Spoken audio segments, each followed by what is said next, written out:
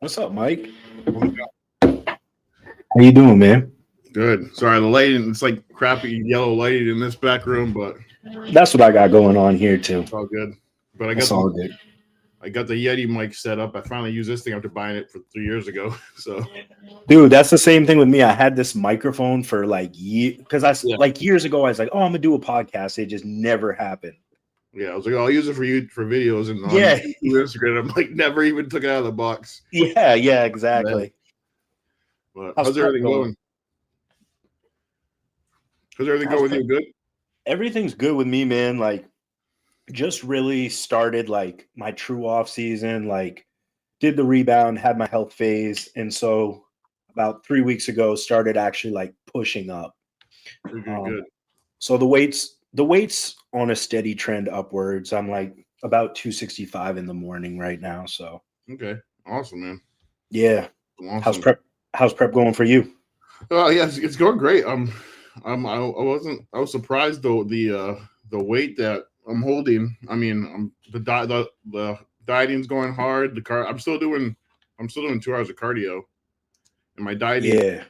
my dieting's going like as hard as I did last year. But for some reason, I think it was just because I had a good off season, um, Mm. and that's what really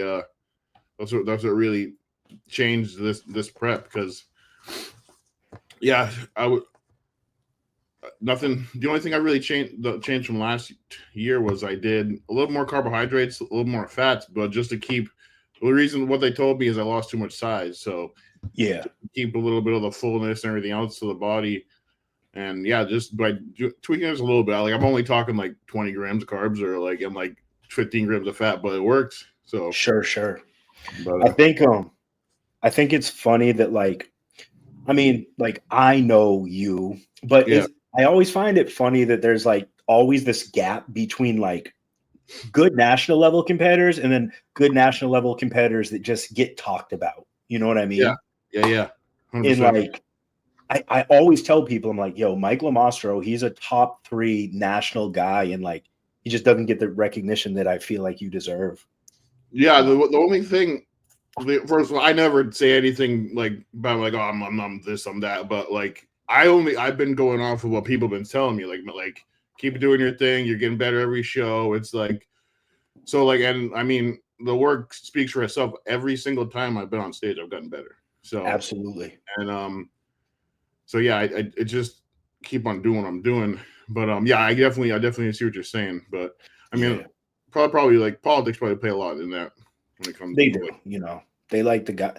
I mean, as much as it sucks to say, like there's obviously some draw for the league for guys who have 30,000, 40,000 yeah, followers. yeah. It is what it is.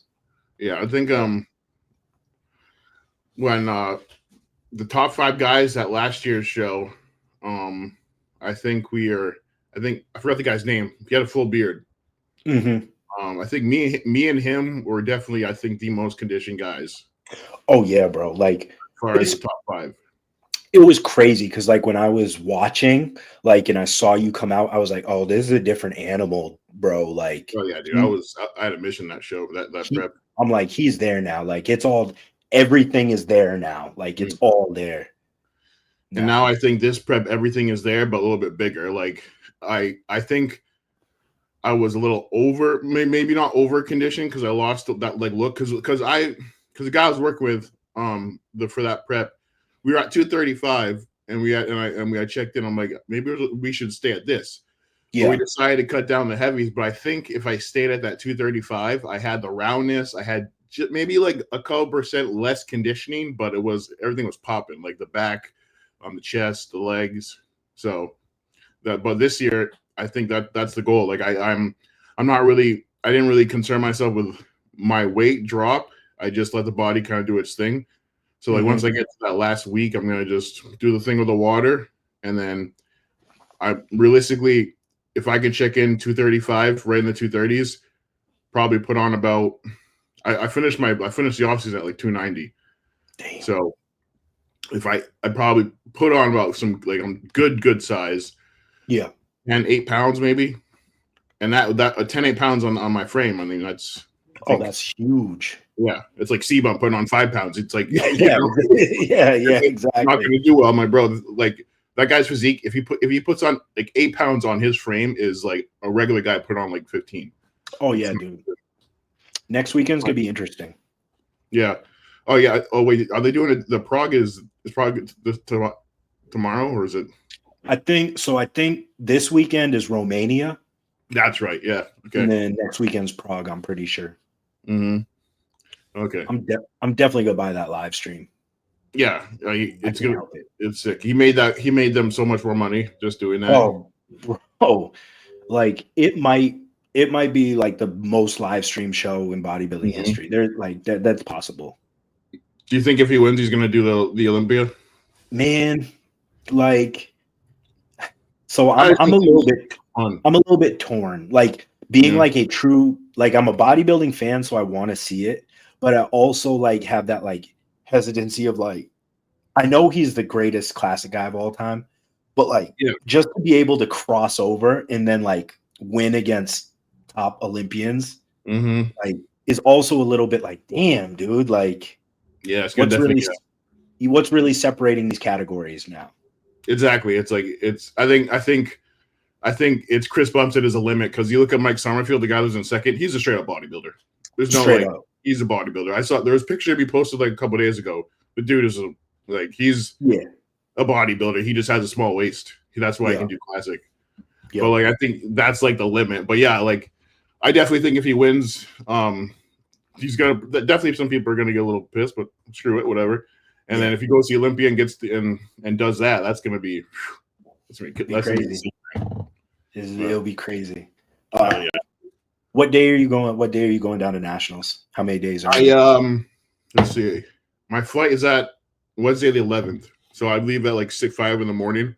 Last year, I'll tell you a little bit what we did last year.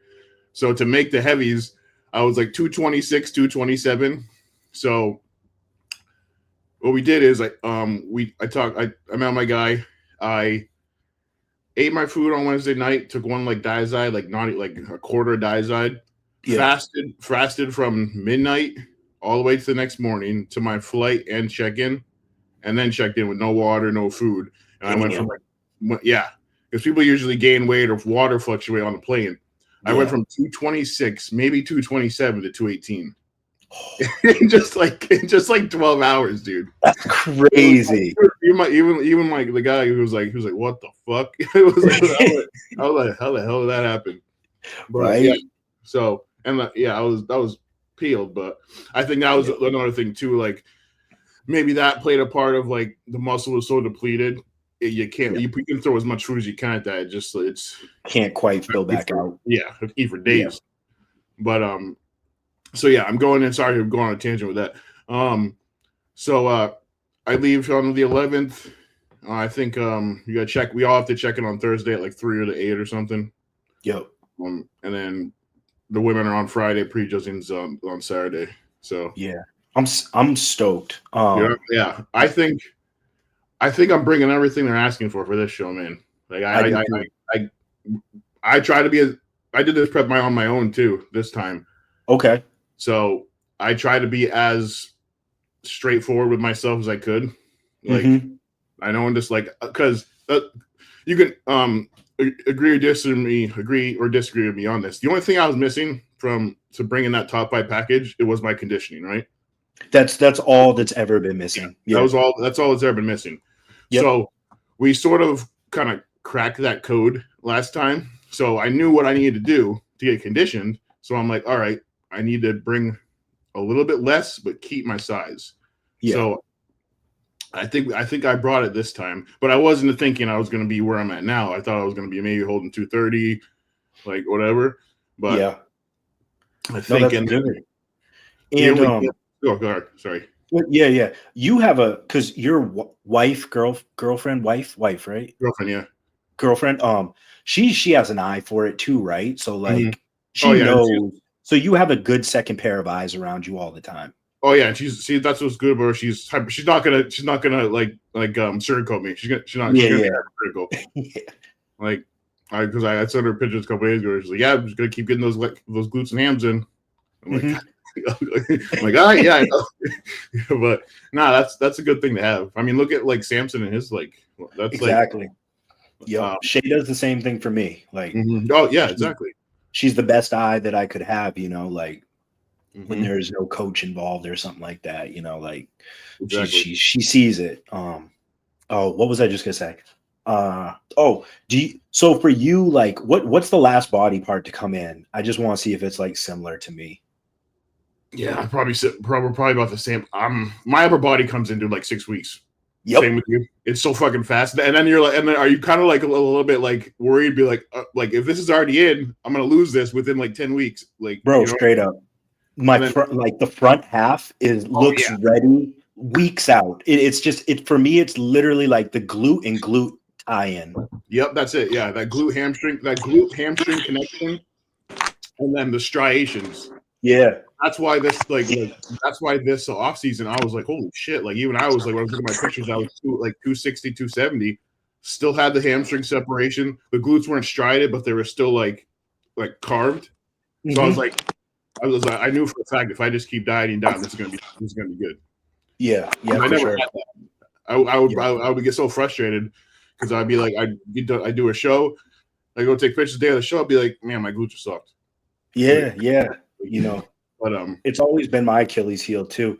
In like the few shows where I've really pushed for glutes, like hard, like really getting that striated glutes, it's taken away from like my legs and upper body so significantly that at this point, like if I'm not building up my glutes in the off season, I think it just has to be more of a balance thing. Yeah, you realize that too this year. If they're not built and there's not enough muscle, like where it just lays over that skin, not a lot of body fat on it, to get to that point where they're shredded, everything else goes. Like your quads aren't as full as they should be. Your upper body have to be after cutting for that 8 weeks. It's downsized. So it's like, what's the point? Like I'm gonna get shredded glutes, but I'm gonna be small as hell. For sure. Doug, what's happening? Ain't that much. Hey, how are you? Do you know Mike? I don't think we met before. No, sir, definitely not. What's going on? I'm trying to get I just got this new my phone, my camera was broke. So I had to get a whole new back piece, and then I bought a new what do they call them? Screen protectors. Oh yeah. That makes my phone look a little blurry because it's like slightly over the camera. I'm gonna have to take it back. I was just telling him I just pulled this thing out of the box. It's Mike, so it's the first time I even use this thing. So I'm glad it works. And I'm not real tech savvy, but no, I'm not. I never met Mike before. Where you from, bro? I live in East. I grew up in Maine. I live in East. I live in East Providence. When I got out of the military, I moved to Rhode Island. Listen, I'm gonna keep it 100. You know, this is dope. You're from Maine. I always wondered if black people in Maine. You remember when I met you, Mike? When you told me where you was from, I was like, it fucking threw me. I swear to God, I thought you was saying I thought it was like a city or something. You was like, no, Maine. Like I'm like, Maine. I swear to God, like not to sound like every minority that's from Maine is either adopted or like one or the other. It's like for sure. Mike, I didn't even know you were from Maine, Mike, originally. Yeah, I grew up in a small town out of Augusta, like Palermo. Wow. I was adopted from Texas when I was like really young. And Maine's not small. Like that state's big as hell. Oh no, it's huge. Maine's huge. Yeah, for sure.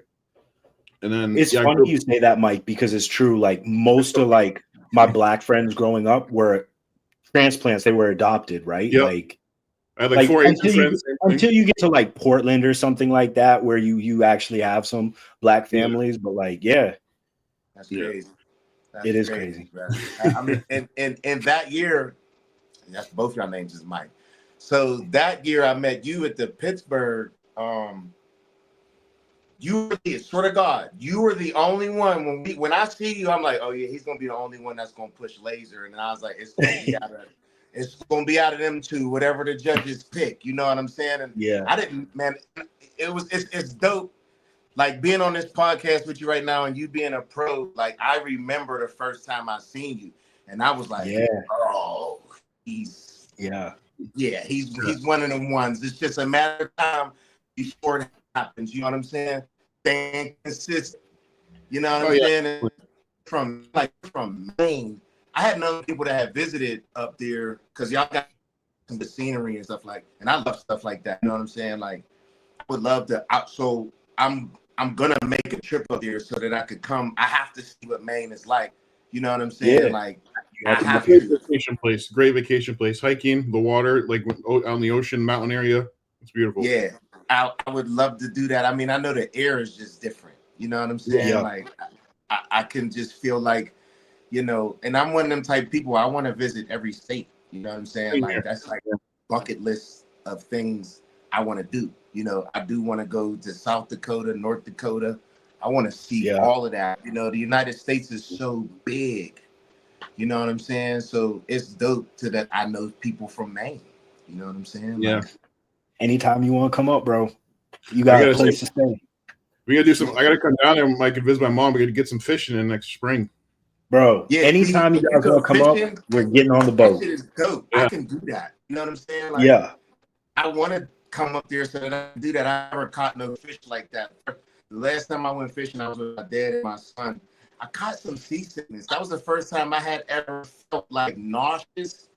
It was literally because the way the boat was moving, I had to lay down. I started to get Yeah, like bro. sick. You know what I'm saying? But then once I laid down, I was cool. My son caught something. I didn't catch nothing that day. We was fishing out at Erie, so I would love to come up there. That Were when you I guys come up, ocean, yeah. were you guys ocean fishing? I think we were somewhere up in like this campsite north of Pennsylvania called like Amatumin. My dad had a boat up there and he had a cabin, so we would go up sometimes, and that would be like really the only time I would go fishing is if we go do something like that. I mean, Rhode Island's great for that too. The only reason I'm in Rhode Island is because my dad, when my parents were married, my dad met my mother up in Maine, but he lived in Rhode Island and owned a business up here. So in the summertime, I would come up here in the summer, work with him, and I would stay for the whole summer. But then in college, I would, after I finished like my college in Maine, I would come on the weekends and work here. Same thing in the summertime. So when I got out of the Marine Corps, like fitness and bodybuilding, it's okay in Maine, but it's not like, you know. So I moved down to Rhode Island because it was a little bit more productive. I mean, I guess, but so that's why I was in Rhode Island. My dad's out there, but dad's here. But yeah, no, the fishing's great here too. Like we go like fishing, clam digging, crabbing, all that kind of stuff. Yeah, that's I actually went to Rhode Island 2 weekends ago. I went to Newport. Yeah. Oh yeah, Newport's beautiful. It was great. I went to like the Tennis Hall of Fame, got to check that out. That was really cool. And there's a lot of beautiful like houses in Newport. Yeah. The mansions, like mansions on the water and all that. Yeah, it was really nice. I'm a scenery kind of guy. Like if I could have a house and my neighbors are like miles away from me, that's what I want. You know what I'm saying? Yeah. The only thing that sucks here is the driving. The infrastructure is terrible. Like I live right off the highway here, and they've been trying to fix this Washington Bridge for like the past year. And I mean, it's ridiculous. They say Rhode Island's not run by the mob anymore, but they got no money to do anything, and nothing gets fixed. So, how often is it cold up here? Well, Maine and Rhode Island are pretty close, so it's kind of the same. Like the winters are much harsher because you're a little more northern. I would say a lot harsher, but like it's still pretty close. It's only a 4-hour difference, but Rhode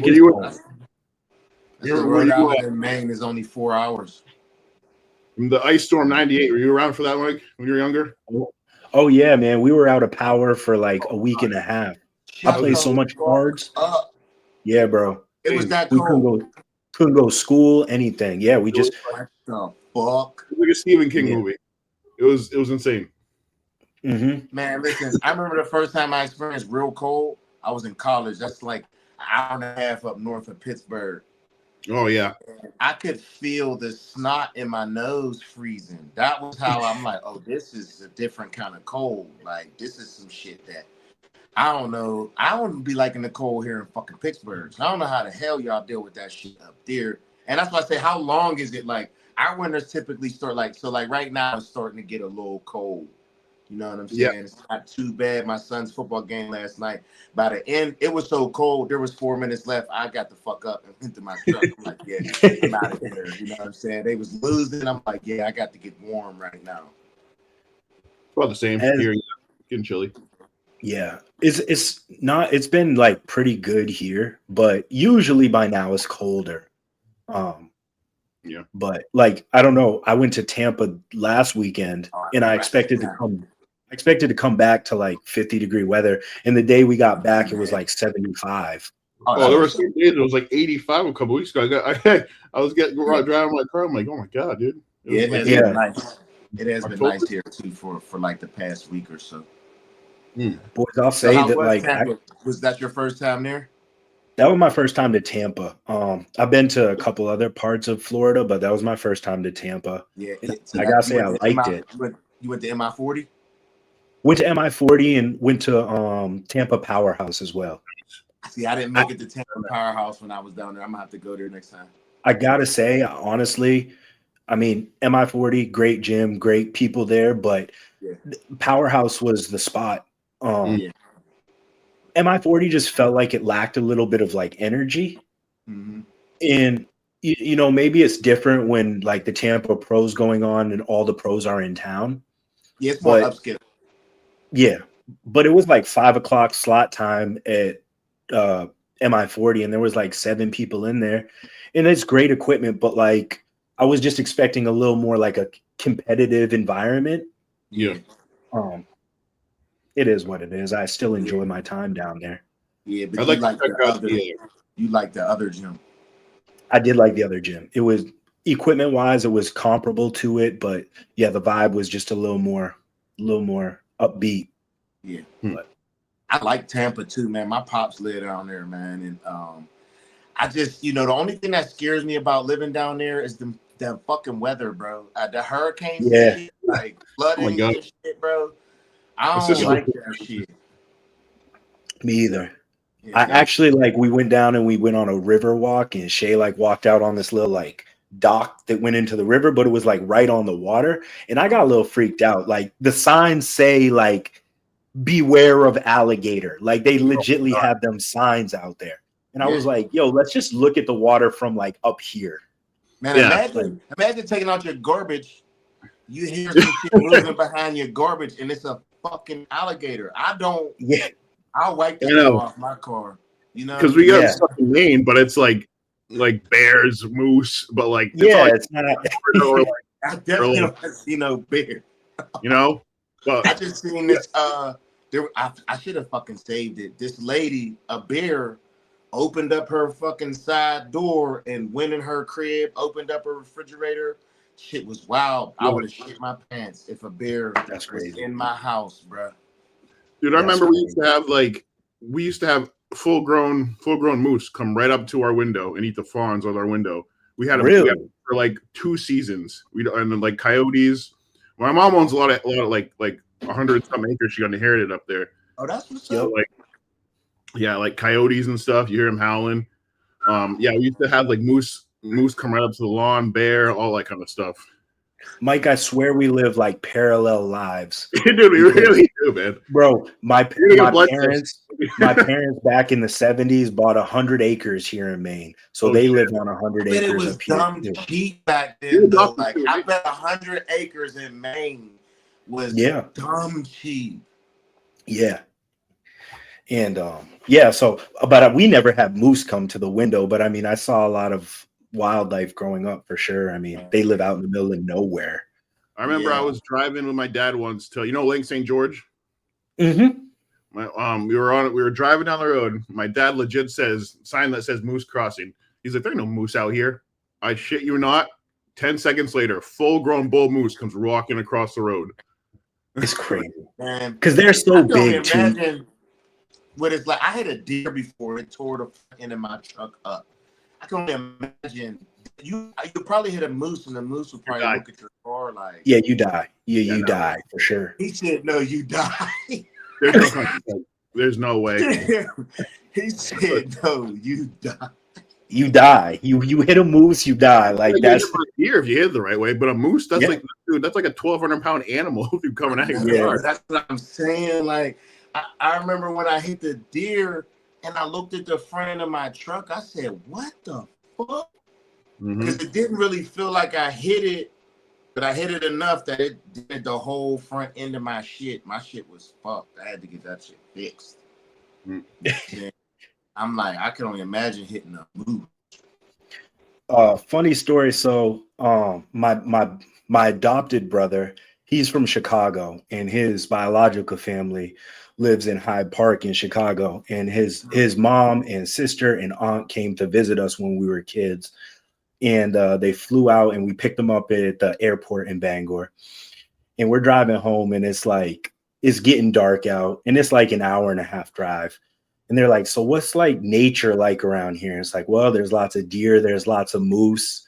And they're like, oh, you think we'll see one? And it was like, maybe we might see one, but it's not definite. I shit you not, 5 minutes later, we hit a deer. Whoa. And they're freaking out. Like, they're like, yo, what do we do? Like, who do we call? And it was a big deer too. Like, it was a big buck. And my brother's little sister's crying and like, Yeah, because I remember when I hit my deer, it was 3 o'clock in the morning, bro, in West Virginia. I was driving to South Carolina because my son was in a baseball tournament. So my truck was still drivable. I was able to drive it, but y'all hit a big buck. Was the car total? No, the car wasn't. I mean, the front end was pretty messed up, but it just kind of like it didn't fully land on it, just like clipped it. But it was just funny because it was like, yeah, you're probably not gonna see any wildlife, and then 5 minutes later, we kill some wildlife. It's like welcome to Maine, not in the Shy anymore. So that's cool. So you were adopted too? Yeah. Mm-hmm. So both of y'all yeah. what age were y'all when y'all were adopted? Do y'all remember? I was super young. Young. Less like at least maybe a year old. A year. Yeah. Okay. Slightly older than that for me, but I really don't remember Memphis till I like went back. Same. Like I went on like just last year was the first time I actually stayed like a day or two in like Texas. Oh, where? So you were born in Texas and you were born in Memphis? Yeah. Yeah. Mike, do you have any relationship with your biological parents? I don't. The only thing I know is that my last name was, I think, it starts with an H. I believe Hartford, and my dad was a used car salesman. Two things I only know. So, but I got in contact with mine, and my brother is very close with his biological parents. But yeah, I don't really see them anymore. It's just like, and I don't want to get too deep on it, but like I know who my parents are, who raised me. Yeah. And it's no hard feelings towards like my birth mom because she just wasn't in a position at the time that she could make that happen. But at the same time, sometimes it's hard to just like rekindle a relationship that is kind of just built off of nothing really. I have no ill feelings to my brothers, and like they're good people, but it just kind of like it kind of felt weird. And I didn't want that feeling of like replacing who I feel in my heart my parents are, just because. I don't know if that makes sense. I've been thinking about looking into that. I wanted more kids, but I just unfortunately haven't had any kids. My son now is 18. My daughter's 13. So, that's the next option I've been looking into. You know what I'm saying? Another kid? Dope. Yeah, I love kids, man. Like especially like mine. You know what I mean? I feel like sometimes people make. I mean, everybody's life is different, and the cool part about you two is, you two are successful stories of adoption. You know what I'm saying? Like that's dope. You know what I'm saying? Just to know that about you two. You know what I mean? And for me to be in a position to be able to help change somebody else's trajectory, because of like you said, sometimes people aren't in a situation to raise a kid, man. Like some of my son's friends, like, I wish I could have adopted some of them kids, man, because their Yeah. parents ain't shit. You know what I'm Yep. saying? And you look at some people's lives, and me and my own kids. I just pride myself on just like raising kids to just have good integrity. Just teaching them to be good people. You know what I'm saying? Like you see so much weird, wild shit in today's world. It's like it's like people have lost that sense. Like at the end of the day, regardless of who you are, where you grew up, or where you're from, if you're just a good person and you're good to other people, good should come to you. You know what I'm saying? And you just, I want more kids, for that reason, just to help, raise some other kids to have a better opportunity in life. You know what I'm saying? And, it's dope to hear you guys' story. I wouldn't have thought that, because like I said, my first thought when I met you was, like, there's black people in other places, but at the same time, it's like, how the hell did you end up in Maine? Like Yeah. I was born in Hawaii. You know what I'm saying? Because Oh, my wow. dad Really? was in the military. You know what I'm saying? So Okay. I was born in Honolulu, and when people see my social security number, they always get a look, and they like, because it's not a Pennsylvania or a Pittsburgh number. You know what Yeah. I'm saying? Like most numbers, wherever you're with your social security number is typically, and mine Yeah. starts with a different number. So people always ask, and I tell them I was born in Honolulu, Hawaii. They're like, oh, okay, that makes sense. That's dope.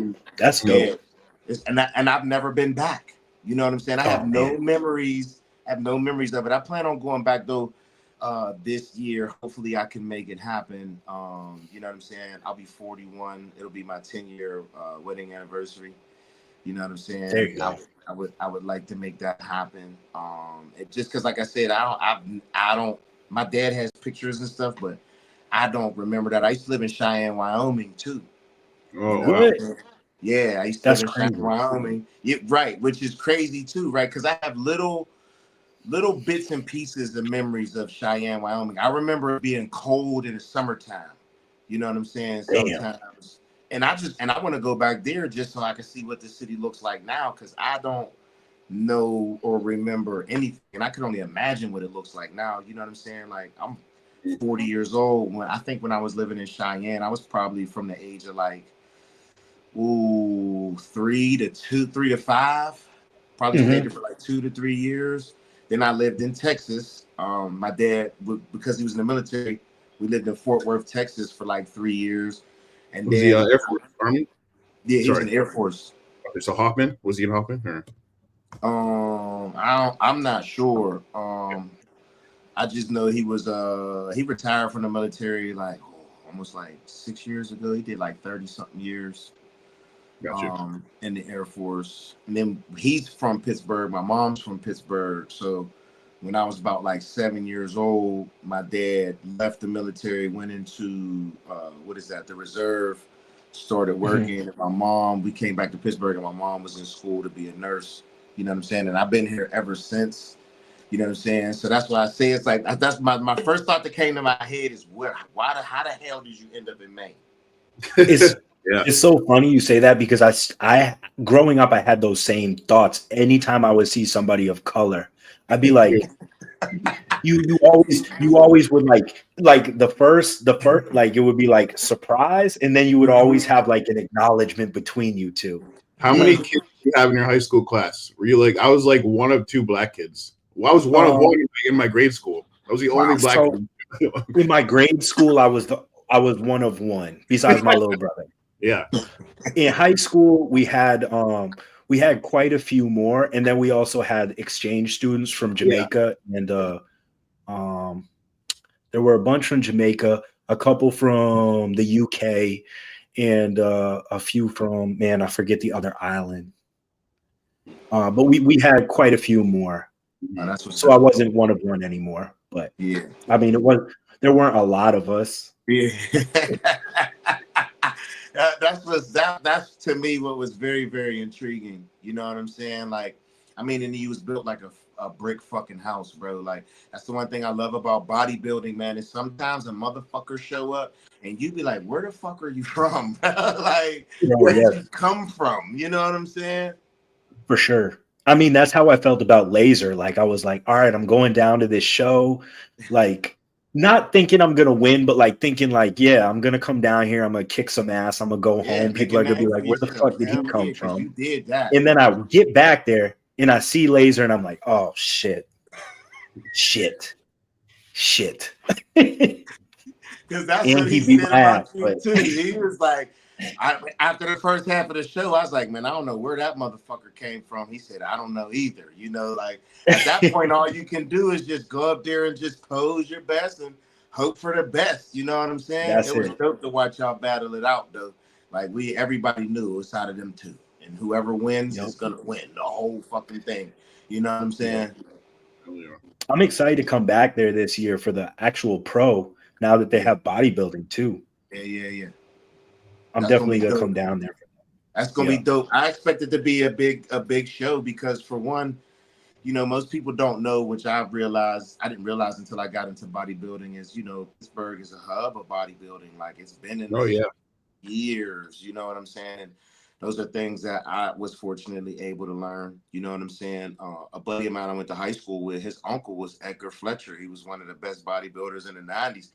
But Oh in damn. that time, you know what I'm saying? That was when it was really hard to get your pro card. You know, you're talking about the Yeah. golden era of bodybuilding, what people really don't understand in the sport right now. Like legit back then too, there wasn't all these classes and divisions. You know what I'm saying? So you're showing up. If you're going to a national, you're easily seeing 40, 50 people in your class. You Yep. know what I'm saying? And it's easy to get lost in the sauce. Like, you know, back then, like when you look at the sport to what it is now, there's no knock on the sport on what it is now, but I just understand the amount of difficulty it is to get your pro card, let alone what it was back then. You know what I'm Mm. saying? I remember talking to Branch Warren and he said there was 65 in his class. You That's know what I'm crazy. saying? Yeah, like could you like how do you judge that many fucking people? You know what I'm It'd be like saying? Um, Like you nowadays. gotta come in right. If you ain't right yeah. with 65 motherfucking people there, Mm.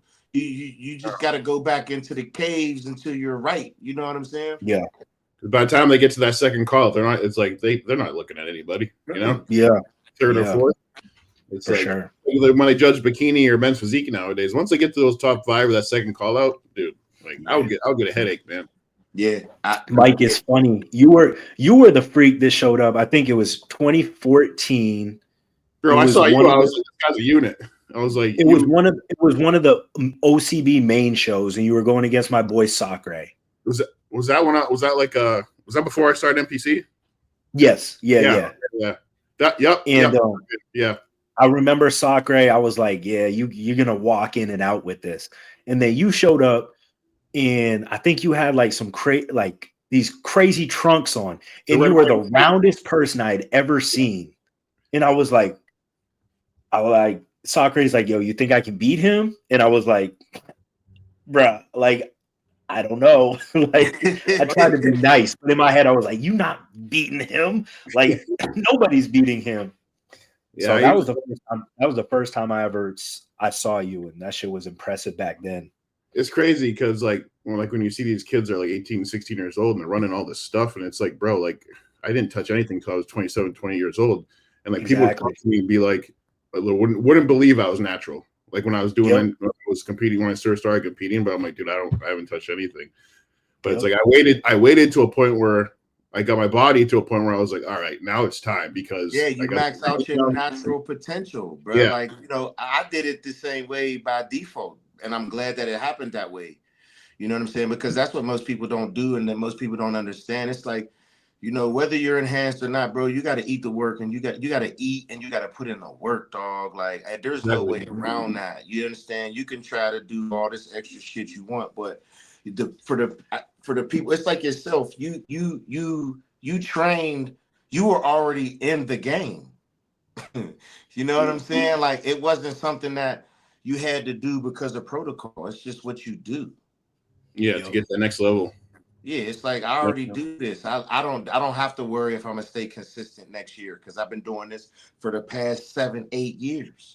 Yeah. Yep. At the end of the day, it's I just like icing on the cake right now when it comes to enhanced. It's just That's another thing too. It's like some of these protocols that I talk to some of these people about. It's like, bro, like, do you realize how little I do, like compared to some people, and like, um, what they don't get is what we put in our bodies, this unnatural stuff we put in our bodies, there's diminished returns, and there's whatever good you're going to get out of it, you're going to get something bad out of it. So the more you put it in, you're probably going to get something bad out of it. So probably if you can find that sweet spot and do whatever, you're going to get a better probably result. And I realized that this year, like, For sure. mostly it was because I had a really good off season, but everything I did, I pretty much cut in half.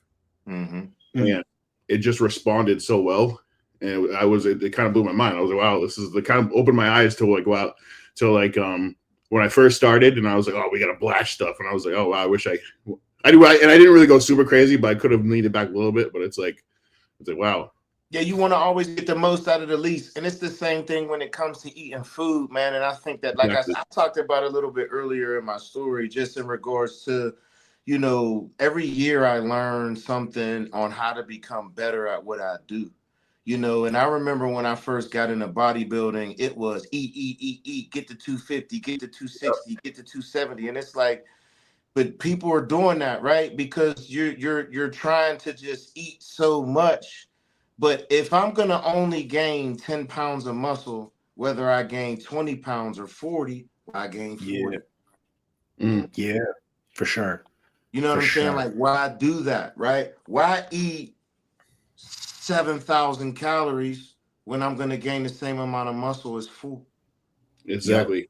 Your body just can't, like, because extra calories, extra carbohydrates, if your body doesn't use it, that it gets stored as fat. Yep.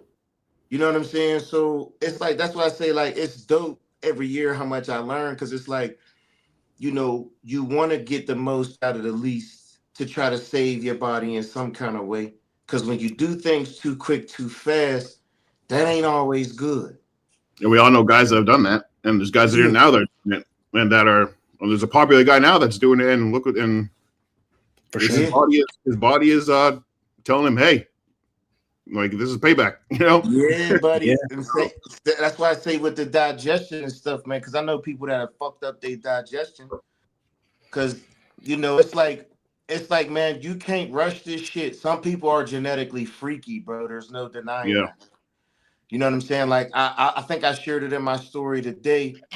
And one thing that I learned is the majority of people who turn pro at no matter what they're doing, they were genetically gifted. They were good. They didn't really have to put in the work. Now when you get to that top tier where everybody's a pro, now what separates you? Now work ethic comes into play. Yep. Right? Yep. It's like hoops. Everybody can dribble. Everybody can shoot. What are you doing different to make yourself get better? You know what I'm saying?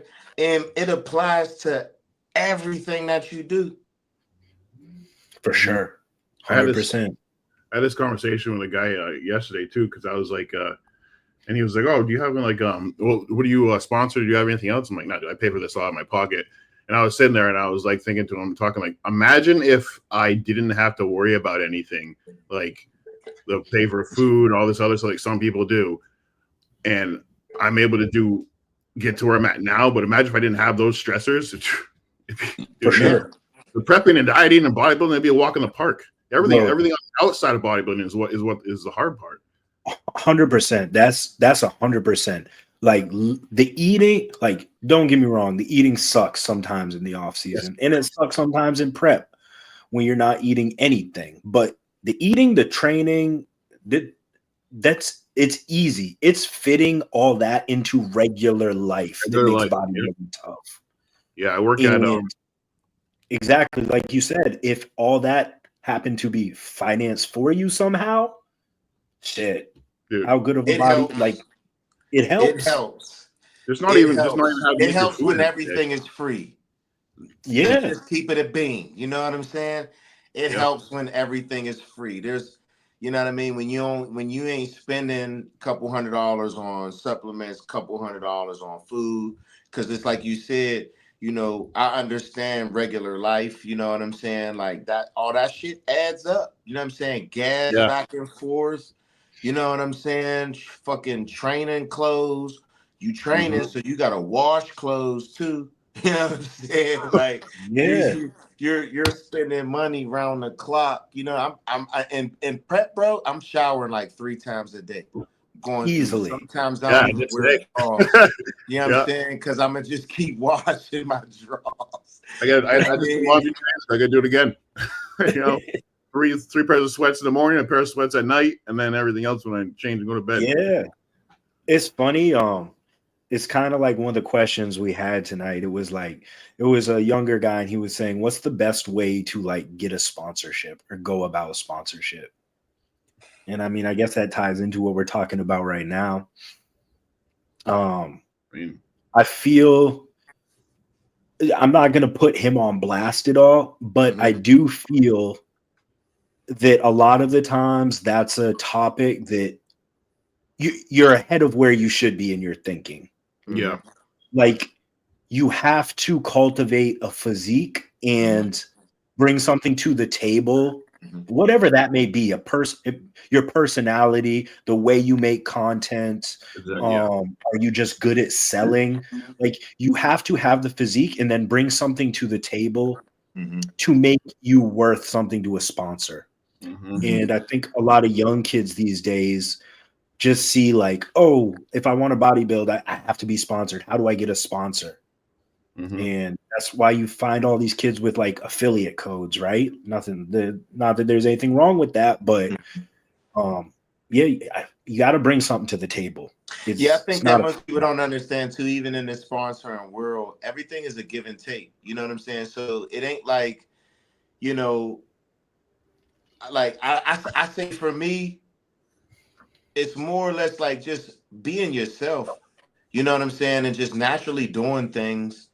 You can get recognized. You know what I'm saying? yeah, And when you're just your genuine, authentic self, things just come off as that. I think that sometimes people overthink it. You know what I'm saying? And when you show you're valuable, when you show your value, people notice that. You know what I'm for saying? sure. And it doesn't look coerced. You know what I'm saying? Mhm. Scripted. You know what I'm saying? Because they can feel it's genuine. So I Doing just Yeah, things. think that like it's different for everybody.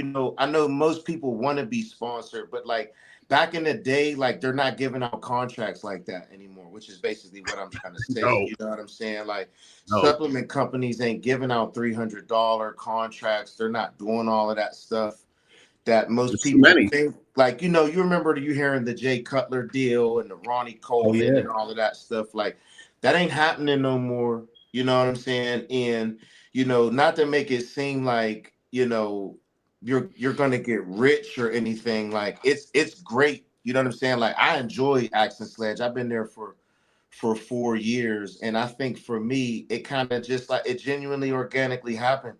I didn't even know Seth was really from Pittsburgh until I started like really watching his YouTube. You know what I'm saying? And then come to find out he isn't too far from down the road from where I grew up. You know what I'm saying? And we kind of like know mutual people because we're basically around the same age. So, you know, I was using the products before I even got sponsored. You know what I'm saying? yep, Because I legit knew when he started a company, it was going to be the real deal because the company he was with before, he would do supplement reviews and you could tell he was a knowledgeable person. Like he would legit read the ingredients and will research the ingredients and see what are these ingredients, you know what I'm saying? And find out, oh, yeah, this really ain't shit. It's just a fancy name and a filler they can throw in here. You know what I'm saying? To sell a product because let's keep it 100. I always tell people food over supplements, but Yep. supplements hmm is a game. You know what I'm saying? And it works as long as you work with the food. yeah, So I was legit using it because I liked when he would give reviews. Like he would never talk bad about the company or anything like that. He would never say anything, but he would say, I don't use this product. I won't use this product. So I knew when he started Axe Sledge, I'm like, I already know this is gonna be some legit shit because he pays attention to the stuff that most people want to pay attention to. So for me, I just started using the products. I was an affiliate with the sister company. It was American Made Nutrition at the time. I remember when they brought me in for a photo shoot and he popped in on my workout. I was like, whoa, this is crazy. You know what I'm saying? Like, I was legit driving my bus. I would have my phone, and I didn't know I wasn't supposed to be doing it, but I was. I would have my phone propped up on a cup holder, and I would be watching his videos because I'm gonna Yeah. go train in between my swing, and I'm hitting shoulders. You know what I'm saying? Like, and at the time I wasn't training with my coach. I would have his program and his regimen, you know what I'm saying? But the majority of stuff that I would have in my program, Seth would be talking about. So I always just watched him. And he was just real and funny to me. So that just organically happened. You know what I'm saying? He was watching what I was doing. I was coaching football in my Mm. neighborhood, working with the kids and stuff, like, just being a man in my community and being a regular person. I wasn't doing anything that I had to like, it wasn't no Right. gimmick. I'm not trying to keep nothing up. You know what I'm saying? Yeah. I think that some people just kind of like overthink it when it comes to like sponsorships. And I mean, the best advice I can say, man, is just like be yourself, be organic. And if you really like something and you're able to express that and be creative and do that, do that. You know what I'm saying? Because then that's you creating value, whether it's some sponsor company might see it and be like, we need this person. You know what I'm saying? You Yep. making them money. Are they making you Yep. money? And then they might be Yep. like, well, come on over here. You know what I'm saying? Yep. Just because you're just doing what you do. Like I use these products, whatever it is, you ain't really trying to make you don't have no ulterior motive other than like, I work out and it would be nice if I could have a sponsor company. I ain't got to pay for these supplements, or I don't have to pay full price for these supplements. You know what I'm saying? Yeah. I think I think it's interesting that you say that, being your genuine self, because like I watch your stories and your content all the time, and I feel like I listen to it, you know what I'm saying? I don't just skip through it. Like I listen to it because you always have something to say. And I feel that like that would be you even if you weren't with Axe and Sledge. You know what I mean? You would put out the same content you do now regardless of sponsorship. Facts. And I think that's why people gravitate towards you, right? Because they do know that's genuinely you. Mm-hmm. I agree. And You know what I mean? it makes a difference. I'm not trying to shove anything down your throat. I'm telling you what I do. You know what I'm saying? And Exactly. how what I use and what I've been using and why I use these things. You know what I'm saying? Like, I Yeah. believe you gotta like what you use too. You know what I'm saying? Like you gotta really like what you're doing, because if you don't like it, it's gonna come out in some kind of way. Mm. You know what I'm saying?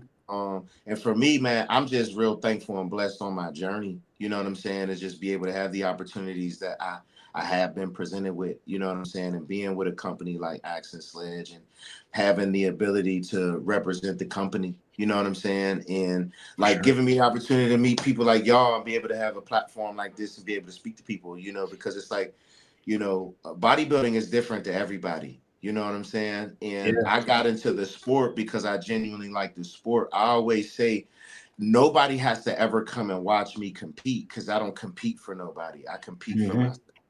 You know what I'm saying? I don't, I never even really used to like telling people when I compete, because I just want to focus on what I got to do. I don't want no Yeah. distractions. You know what I'm saying? I don't want to hear no chatter. You know what I'm saying? So I like to keep things close to my heart. You know what I'm saying? I still try to do that as a pro, but everybody always asks, you know what I'm saying? Yeah. And I know a lot Yeah. of times it don't be some people really want to show support, you know what I'm saying? And I'm thankful and I'm appreciative for all of those people, you know what I'm saying? But as a competitor, you know what I'm saying? And knowing how difficult things can be sometimes, and how you need in bodybuilding, you need a lot of things to align right, you know what I'm saying, in For order to sure. be able to focus and win, you know what I'm saying? So, man, I mean, like, bodybuilding for me, man, is just like something that I would be doing if the internet wasn't here and I wasn't a sponsored athlete, because I was doing it before. You know what I'm For saying? sure. For Yeah. sure. Mike, do you have any type of like sponsorship or affiliate with any company right now? Or you just I had a couple. I had like a code with I think it was like a first attachment and long life meal plan and stuff. But like, I mean, the most you get out of that stuff is like really non-consistent. Like, but yeah. no, like a legit sponsor. No, like someone that's like, hey, you know, we're gonna send you this or whatever. Yeah, it's like not the moment. More than willing to if it's something I can drive with, but I think you might have some after December. I hope so, man. I talk with I talk with Jose. I try not to be like, I try to be like straightforward, everything, like be like when people like say like give me props, I'm like, yeah, we'll just get the job done, see what happens. But is there a brand you like? What are you taking? I use a lot of products. I use a couple of products from Species. I love Seth Rosie's stuff, Axe and Sledge. I honestly haven't used any of their stuff, but I guarantee it's awesome because just the way he is and what you said. But I love Species products are great. I think Dave Palumbo, him being like a former like medical, have medical background, and honestly, people say stuff. People can say what they want about the guy, but he knows his shit. So he puts a good product. Like Fiberlize. I used to use his Aqualize when I was a natty competitor. Is in some of his protein stuff's really good, but yeah, that'd be great. And Axe and Sledge is an awesome company. I know a couple of people that use some of their products. But yeah, it like you said, Doug, it just has to be someone you drive with. That's it. Like, and you have to like it too. That's the bottom line. Yeah, you gotta like it. And I'm real big on that. Like, I'm not gonna shove this down your throat because I'm too knowledgeable and I understand how things work. Like, I hate when people, yo, what fat burner can I get? I'd be like, bro, it's Don't worry not about a fat burner, dog. Like, you're not going to eat this pill and it's going to burn fat in your fucking body. Yep. You What's the quickest way I can get shredded? It's a supplement. It is going to help you have the energy to burn the calories you need to lose the weight that you want to lose, but you have to eat the food. You have to make sure you sleep. There are other things you have to do. These supplements, this protein, bro. You know how many times you're like, bro, what protein you be using, bro? It's not the protein, dog. Like, and then you understand, like the protein powder helps. You understand what I'm saying? Like, I do use the protein powder, but it's not my primary source of protein. You know what I'm saying? Like, I'll use a fat burner, but I'm also on a meal plan. I'm doing cardio. I'm doing these other things, you know, so that's why I food over supplements. And your supplements is preferential. It's a preference base. What do you like? If you like something, you stick with it. That's what you use. You understand? Like, I got Access Led. We got phenomenal products. You understand what I'm saying? Like, I stand by them. I use all the products. You understand? There isn't anything I don't use. Even our sleeping product, Dozer. You know what I'm saying? When I'm having trouble going to sleep, I pour that in some hot tea. Bruh, within 15 to 20 minutes, I get like that. I get like a tingling. I'm laying down and I'm out. You understand? And I don't use it every day because I understand it's a supplement. If I use it every day, my body gets used to it. You know what I'm saying? So I make sure that I'm not just using it every single day. I gotta, allow my body breaks and stuff like that. So, it's the same thing with fat burners. You know what I'm saying? I don't use a fat burner in my off season. But everybody eats whatever the fuck they want, and then they take a fat burner and they be like, "Your fat burner don't work." No, you don't work. Yeah. You know what I'm saying? Like, it is not the fat burner. These supplements aren't gonna make you look like me. Now, I use these supplements, but I also do A, B, C, and D. You understand? Yeah. I eat my food. I train hard. I take care of my recovery. There are other things that I do. My products are phenomenal products, but if you're not going to do the work on your own, these products aren't going to make you look like me. And I'm not going to lie to you and make you think that, because it's just not the truth. For sure. And that's the biggest thing too. It's like that's like a protein thing. The first thing someone says, "Oh, what protein do you?" It's like, why don't you ask me what food I'm using? Like, I had like some kid came up to me when I was a couple weeks ago. The first thing I do, because I work in a cardiac rehab at Westerly part time too. So when I go and get out of work and I go to the gym, the first thing I'm doing is eating my meal. I'll sit in the bed. I'm either sitting outside or I'm eating it in the locker room. And a kid comes up to me and he's like, "So what supplements are you taking?" And I said, and I looked, I'm like, "What do you see that I'm doing right now?" He's like, "You're eating." Exactly. What am I going to do after the gym? I'm going to eat my food. It's like, you're worrying about the supplements. You need to get your food. He's like, "How many meals you eating?" He's like, "Oh, maybe like 2 or 3. I'm like, "Exactly. You got to just." That's it. Yeah. It's a whole nother. Before you get to that, you got to get the food down first. Exactly. Nobody wants to hear it. And then, so I was talking to my homegirl. She lives down in Atlanta. She's super dope. I started following her because she was doing pull-ups. So when I see a female that could do pull-ups, I'm automatically intrigued because that's a hard ass exercise. Most men Oh can't yeah. do fucking pull-up. Yeah. You know what I'm saying? So, but she was just telling me she's eating 3,100 calories. And if I showed her to females and shit, she's eating 31 calories, they wouldn't believe me because They she's wouldn't not do it. fat. You know what I'm saying? She doesn't look overweight. She's not out of shape. And she's Yeah. struggling to eat 3,100 calories a day. You understand what I'm saying? Like, and I be trying to tell people you don't eat enough. Yeah. You think you Yep. do, but you don't. And your body adapts to whatever you eat. This is how you grow. So if you want to grow, you're going to eat the amount that you need to eat to grow. And then once your body adapts, you're going to increase that. And then once your body adapts again, you're going to increase that. You're going to continuously and you're going to gradually do this so that you continue to grow. But if you're only eating 3 ounces of meat, Yeah. or you're drinking 2 shakes a day, what the fuck That's, do you think's gonna happen, bro? Like it's you're not gonna grow like that. You know what I'm I saying? mean, that's always the answer that the people give, right? When they're like, when you say something about food, and then you say, well, how much are you eating? And they say, oh, I eat a lot. And you're like, well, how many meals a day? I eat like 3 or 4 times. And you're like, all right, Half and well, And snacks. then you can't even tell me how many calories that is. So that's exactly. my new thing now. If you can't tell me how many calories you're eating, and then let's say somebody's an asshole and you give me a number because you want to be an asshole. Now, what's your macro breakdown? Yeah. If Yeah. you can't tell me them things, then you don't know what you're eating. You don't know Exactly. you're eating a lot. Yep. It's probably a Yeah. lot to you, but you're not eating a lot. And people For love to sure. say, "Oh, I'm eating clean." Well, if you're eating clean, you need to eat more. Yep. Yeah. And then That's they it. look at me like, "Well, you need to eat more." What the Yeah. fuck you need to Yeah. do? Unless you grew up in a home where your parents made sure you ate 3 times a day, every day, you never did. Mm. You never did. So you're not gonna convince me you're doing it now. Yeah. Facts. So if you do you want what you say you want, or do you just want it because you want conversation? Like, I don't know what you want. You gotta tell me what you want. You know what I'm Hmm. saying? Like, and sometimes people have to just learn how to like listen. You know what I mean? Like, I wish if I could get women to understand that they can eat more food and they won't get fat. I remember telling my coach that. I remember my first show. I said, bro, I'm gonna get fat. I remember weighing up the food. I'm like, oh, I can't eat this much. I'm like, I can't eat all this food. He said, Doug, you gotta fucking trust me. You understand? He said, eat the food. He said, I can't help you if you can't be 100 with me on the food. I can't help you.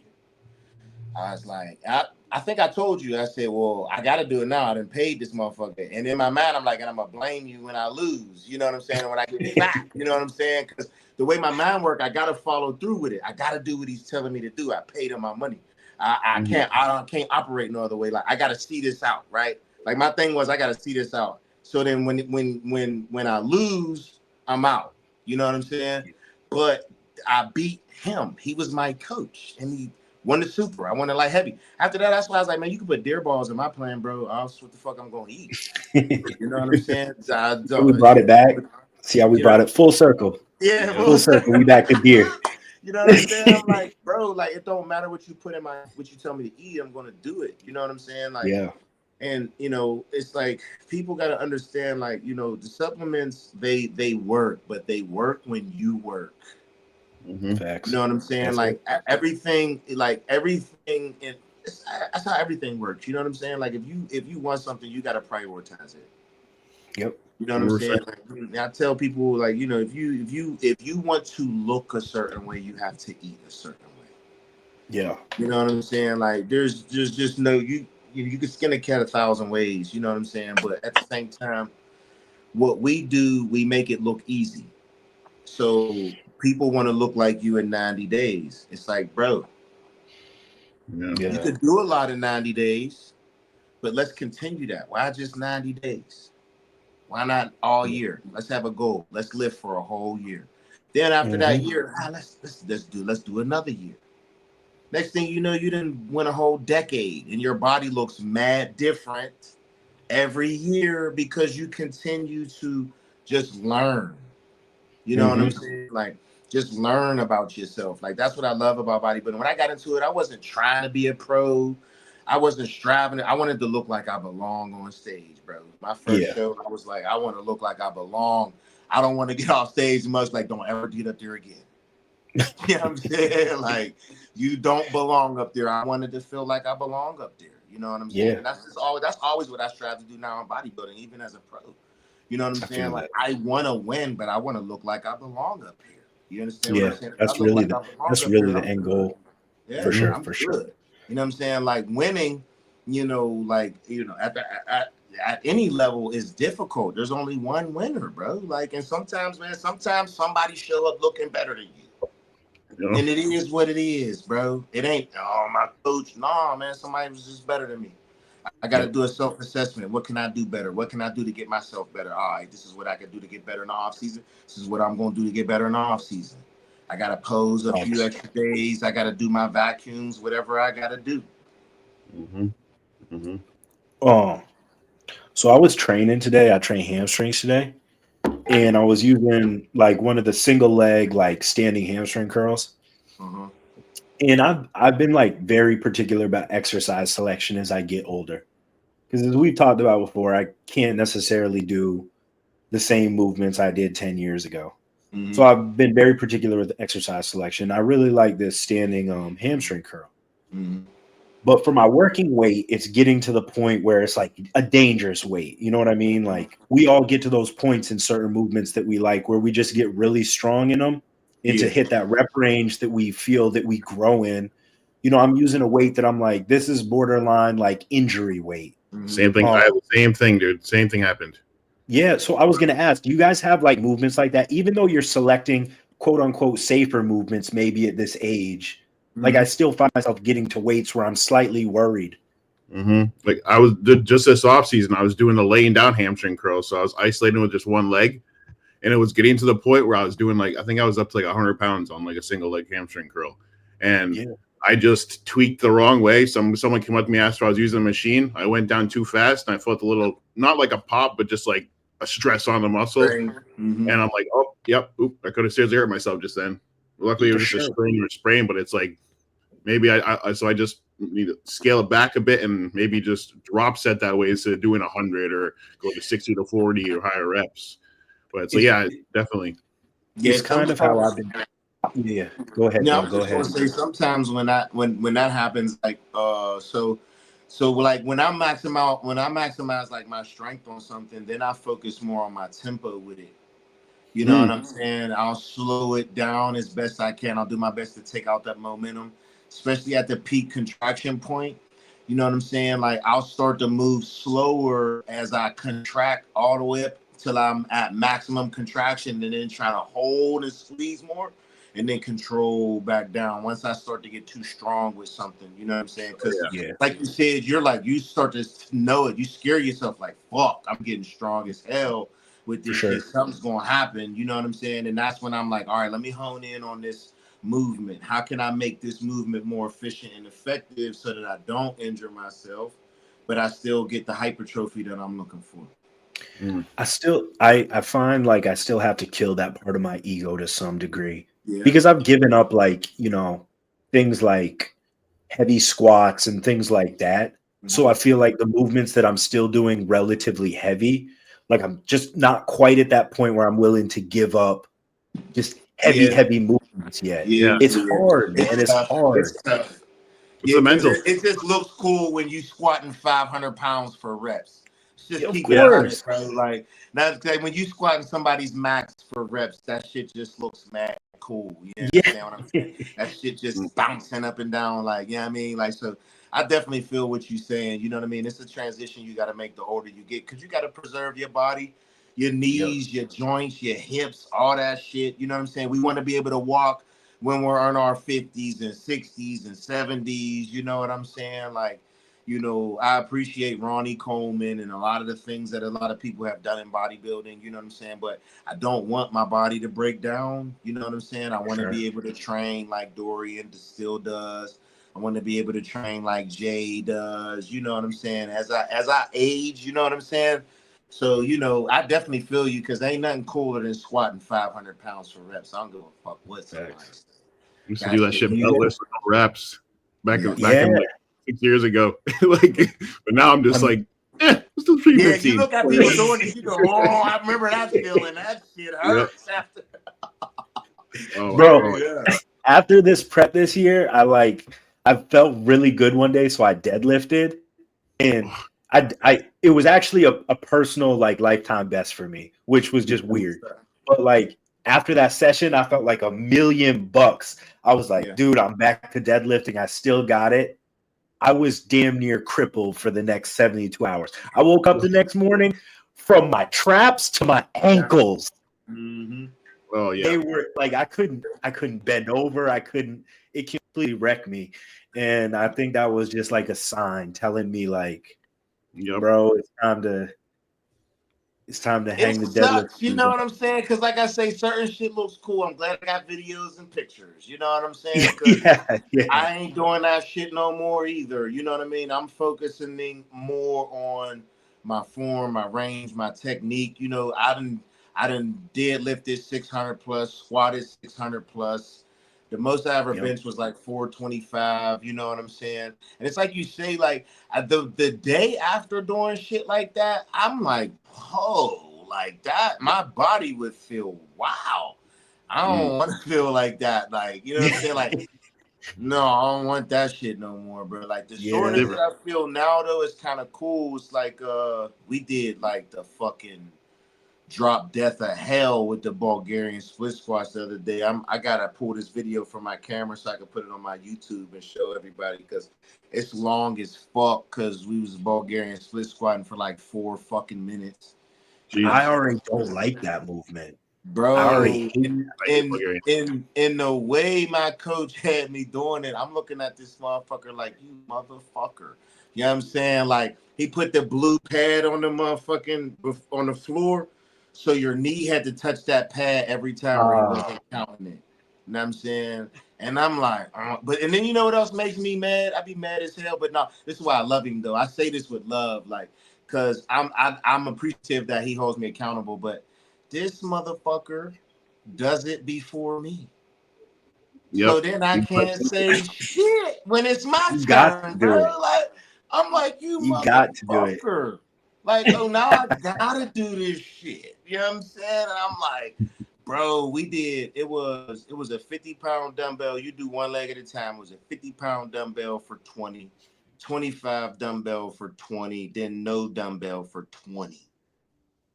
Bro. Pass. Bro, I wanted to barf. You hear me? I was Yeah. like, my ass was shaking like a stripper's ass. You feel me? Like my lower body was like, oh, what the fuck is going on right now? You know what I'm saying? Like, and legit, you know what I'm saying? I had to hold a stick. I had to wait. You know what I'm saying? I'm trying to go through this, man, and I'm like, but see, for me, that's why I'm glad that I have people like him around, man, because I'm not doing that by myself. You know what I'm Yeah. saying? Like, there's certain shit Yeah. I'm not doing by myself. You understand what I'm Or saying? you would That's stop at a point, yeah, and be I, like, I'm done. I But you need probably someone else wouldn't to like, finish it. You know what I'm saying? Because I need somebody there to make me finish it. You know what I'm saying? Like at the end of the day, it's a challenge. You know what I'm saying? And I think that sometimes people don't really understand that about bodybuilding. Like sometimes you got to challenge yourself mentally. You know what I'm saying? Like you got to look in the mirror and give yourself a gut check. You know what I'm saying? Like we're gonna do some incredibly hard shit today. It's not gonna kill me, but it's gonna be incredibly hard today. And I'm glad that I got somebody with me to do it with me. You know what I'm saying? And that's why I say it's like, it's dope because I get to watch him do it first. And I'm like, all right, shit, I got to do this shit now. You know what I'm saying? Like, because I don't got him with me. I'm not doing that. Yeah. You know what I'm saying? I'm not doing that shit. I have those talks to myself sometimes before sets too, like on days when I just don't really want to be there. I like look up and I say it's just one fucking set. Just give it all you got this one fucking set. Like, come on. Like you wanted to do this bodybuilding thing, like make it happen. Like, make it happen. You got to get yourself up sometimes. You know what I'm saying? Yeah. And it's not an easy thing to do. That's what one of my clients is learning now, like the difference between like, we can go and do a set. or we can do a set. You understand what I'm saying? We could do 10 reps or we can make 10 reps count. It's however you want to do it. You understand what I'm saying? And as a bodybuilder, we want to make them 10 reps count. You know what I'm saying? And not everybody can do that every day, every week, every month, every year. You know what I'm saying? Like, it's always funny to me when people be like, oh, I could do that. And I'm like, man, you could come work out with me one time, but can you come work out with me every day? Yeah. Thanks. You know what I'm saying? I mean, every day can you come work out with me? I'm not talking about once a week. Oh, like it's, I worked out with Doug last week. No, come every day. Every day I come. Show up. You know what I'm saying? Everybody, mostly everybody they don't understand that part. You know what I'm saying? Like, so, you know, like you said, like you look up at this guy, just one fucking set. You know what I'm saying? Like, you like, I'm gonna get this shit done. Other people be like, oh, I think that's it for today. Oh, I'm gonna hang it up for today. You like, nah, fuck that. I'm gonna get this one set in today. I don't give a fuck what it take. It's just one fucking set. Just Yeah, one I gotta set. get you. I gotta get your Instagram so I could shoot you a follow. Yeah, man. Bro, Yeah, look at this I physique. 100% agree with what you're saying. See, Like, back looks crazy. I appreciate it, man. See, I'm jealous, man. I need my back to look like that. Like, just looking at that. How much you weigh? I was 246 this morning. Oh my god. I was 225 this time last year, and I'm not pushing size at all. I'm just like, I'm dieting freaking hard, like, and I'm training like. Hold on. So I met a guy at the gym like 2 months ago. His name is Ron, and he trained with his buddy Rick. And back in the day, they used to train in Mass with like Jay, and like they'd be in the same gym with them. So I just was like watching the way this guy trains. Like, he's doing exactly what you're doing. Like, let's make this set fucking hurt, and but like controllable weight. So I started training with him during this prep. Like, we did legs today, and we just make every single like for example, I'm not going to put 400 pounds on my back 5 years out from a show. So let's warm up. Let's go over to the leg press. We were doing I think I did 5, 6 plates maybe, but we would do wide, close, and go up into a single leg. And then right after that, go into Jefferson deadlifts with like 25 pounds each side. So, and just exhaust the friggin' muscle. But that's like, gets like, you're doing, I'm cutting the weight in half, but that just gets like, in that video, how much do you weigh? This one, probably the same, like 244, 245. Oh my God. You see it? You notice on where's your waist? Where's your waist, bro? I know, man. That's why I think if I do the super heavies, no one's gonna have that waist. Nobody. It's not. Nobody's gonna have that waist. How tall are you? Side chest. I think that's hard to beat. Side chest and the side tricep. I think that's once I get a little more dialed in. How tall are you? Like barely 6 foot. I'd say 5'11". Oh my goodness, man! Fucking tank. So, yeah, I'm so excited for this, Mike. Yeah, dude, I'm happy, man. Like, this is tank, bro. True. And I see you. So you had a good relationship with Cedric Milan. Yeah. So crazy story. So that video was done. The Arnold, I want to say like before COVID. Like, let's say I think it was like 19, yeah. So I'm driving up. I check in with my guy, and I'm driving up to Ohio, and I get a call from Raj. He's a photographer. He's the one that did this. And he just randomly calls me. He's like, "Hey, you want to do a video?" I'm like, "Oh, sure, yeah, I can do a video," because I already paid for a photo shoot with him. He's like, "So you're gonna do it with Cedric?" I'm like, he's like, "Who? Cedric McMillan?" He's like, "Yeah." I'm like, "Holy shit! All right, cool, awesome." And dude, I shit you not, exactly what we just talked about. I was using body weight in some of these exercises. And keep in mind, I was there from a show, but like, that's what started getting in my head. Oh, let go of the ego, train with weight, and train and let your muscle exhaust. Like, you know, where you're training sometimes and you push your body to not let it fail. Like, he kind of just told me that you gotta train the way to make your body want to exhaust itself. Control tempo, control everything. And just for training them for like that hour, we kind of like set my mindset into the proper way, or one more efficient way to like get conditioned, put on muscle in the off season, you know? Now that's It was a dope, great. man. He was one of my favorite. I love watching him pose, bro. Like Yeah, he was so melodic, so just his poise and his presence on stage, bro. Like he's one of my favorites to watch for sure. yeah. That was. I think I get my mindset of bodybuilding is very Cedric. Like I, I'm not going to say it exactly how he said it, but he said, "Bodybuild the way you want to bodybuild. Bring the Yeah. physique that you like," and that's always resonated with me because I've never wanted to be the mass guy. I've never wanted to be like I'm not the ultra conditioned guy. I'm not I'm not necessarily trying to make my legs create. Like I'm trying to build a physique I A like to see balanced in the physique, mirror. yeah, that you like, yeah. Not ones that the judges want to reward, just one that I'm proud of. And I feel Mhm. like that was always Cedric's MO, right? Mm-hmm. And eventually, that's going to be in the judge's favor, but Mm-hmm. you can't Yeah. control that in He the was end. big too. Yeah. How tall was he? He was a little bit taller than me. He was probably 6'1". Yeah, because Damn. he was. He was a tall I dude. mean, that's what I'm saying. Like, so not to cut y'all off, but Samson Dauda, bro, if he improves his conditioning, Unstoppable. Who's going to touch him? Unstoppable. Who's going to touch him if he gets Yeah. peeled? Hotie's at no, a point where I he think can't. Hardy is at a place where he'll win other shows, but I don't think he'll win another Olympia. I don't Yeah, think he'll. Yeah. I think it's. In my opinion, the only one I look at that I feel like has a real shot at any time soon, I would say Marty. Martin. Yeah, He yeah, took fourth in his first one. yeah. Now He's there Yeah, at was that's that. no crazy. Nick. Now there was no Nick, but at the same time, he has a respectable physique, bro, and he's just getting Yeah. started. You know what I I'm mean, saying? I love Nick's hard work and everything, but his structure is what's going to set him back to be an Olympian, to be Mr. Olympia. Like, I Mm-hmm. mean, For sure. he can put on as much muscle, look as freaky as he can, but you're not going to change that structure.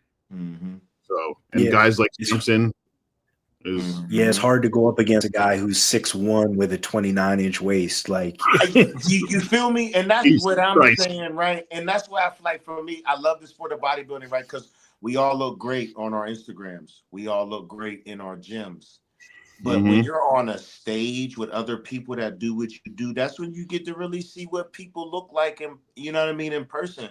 You know what I mean? for Because I've sure. seen a lot of people that look hella fly on the net, and then I see them in person, and I don't be impressed. You Yeah. know what I'm Yeah. saying? Honestly, like, yeah, I get that. Like, have you guys ever felt that way where you see somebody on Instagram and they go to the Yeah, show and you're like, yeah, Bro. yeah, what happened? yeah, yeah. I've seen Nationals people. 2021. I was like, y'all don't look like some guys looked very good, but I was like, Mhm, y'all don't look mhm, like what mhm, Sulios was posting. Like mhm, it's mhm, different. And mhm. now the stage exposes people. Yeah, because And you not don't. that people are trying to lie about what Yeah. they look like, but Mhm. everybody posts the best You're versions gonna of make themselves. yourself look good all the time. You know Mm-hmm. what I'm Yep. saying? That's just your human nature. You know what I'm saying? Yep. Like, and that's why like if you're a professional bodybuilder, you're a high top level amateur bodybuilder, I respect you because for one, I know what it takes to be that. Mm-hmm. For two, it takes a lot to be that. You understand what I'm saying? Regardless of how it happened or whatever, I got respect for it. You know what I'm saying? Like, I was glad that I got to learn Jordan's story on your show because I forgot. I remembered him, but I wasn't sure he did the nationals with me in 2020. He was in the heavyweight class with Marty. I Mm. remembered there was somebody else there that was pushing him, and it was him. You know what I'm saying? Yep. Like bodybuilding is one of them sports. I just feel like you just gotta like doing it, bro. Like, and if you do it for the external reasons, once shit filters off, you're not gonna stick around for it. You know what I'm saying? Because you ain't Exactly. doing it because you really like doing it. You know, like we all like to win. I love to win, but I like bodybuilding because I like bodybuilding. So I'm gonna do it till it's no longer fun for me, and then I'm gonna pour into other people who love the sport. You know what I mean? Because I feel like I got a lot to teach people in regards to training, especially younger dudes, man. I be trying to, you ever see somebody benching something mad crazy, and you be like, bro, you ain't gotta really do all that. I mean, I know you strong, but you really don't gotta do all that. Yeah, That's dude. all the time. Yep. What's up, Luke? What's up, brother Luke? How's it Yo, going? y'all hear me okay?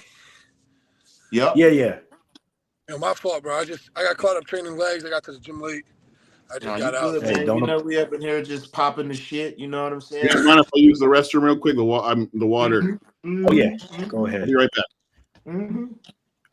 Yeah, all right. I got a Finally, question for Luke. I got a yeah, hit question for me. Luke because Luke is Luke's always looks like his fit's correct at the gym. So I had a kid, I had a kid come up to me today, and he was like, "Yo, like, what do you wear at the gym?" And I had like my hoodie on and like Yeah, my pants on, like my just sweatpants on. And I was like, I don't really wear like brands. And he's like, well, you don't have like, I don't know what he said, Gymshark or, one of yeah. them young LAs. And I was like, not really. And I took off my hoodie. Bro, in the gym, I dress like a clown. I can't lie. I had a long, oversized gray t-shirt, almost the same color gray sweatpants in gray, like in off black shoes.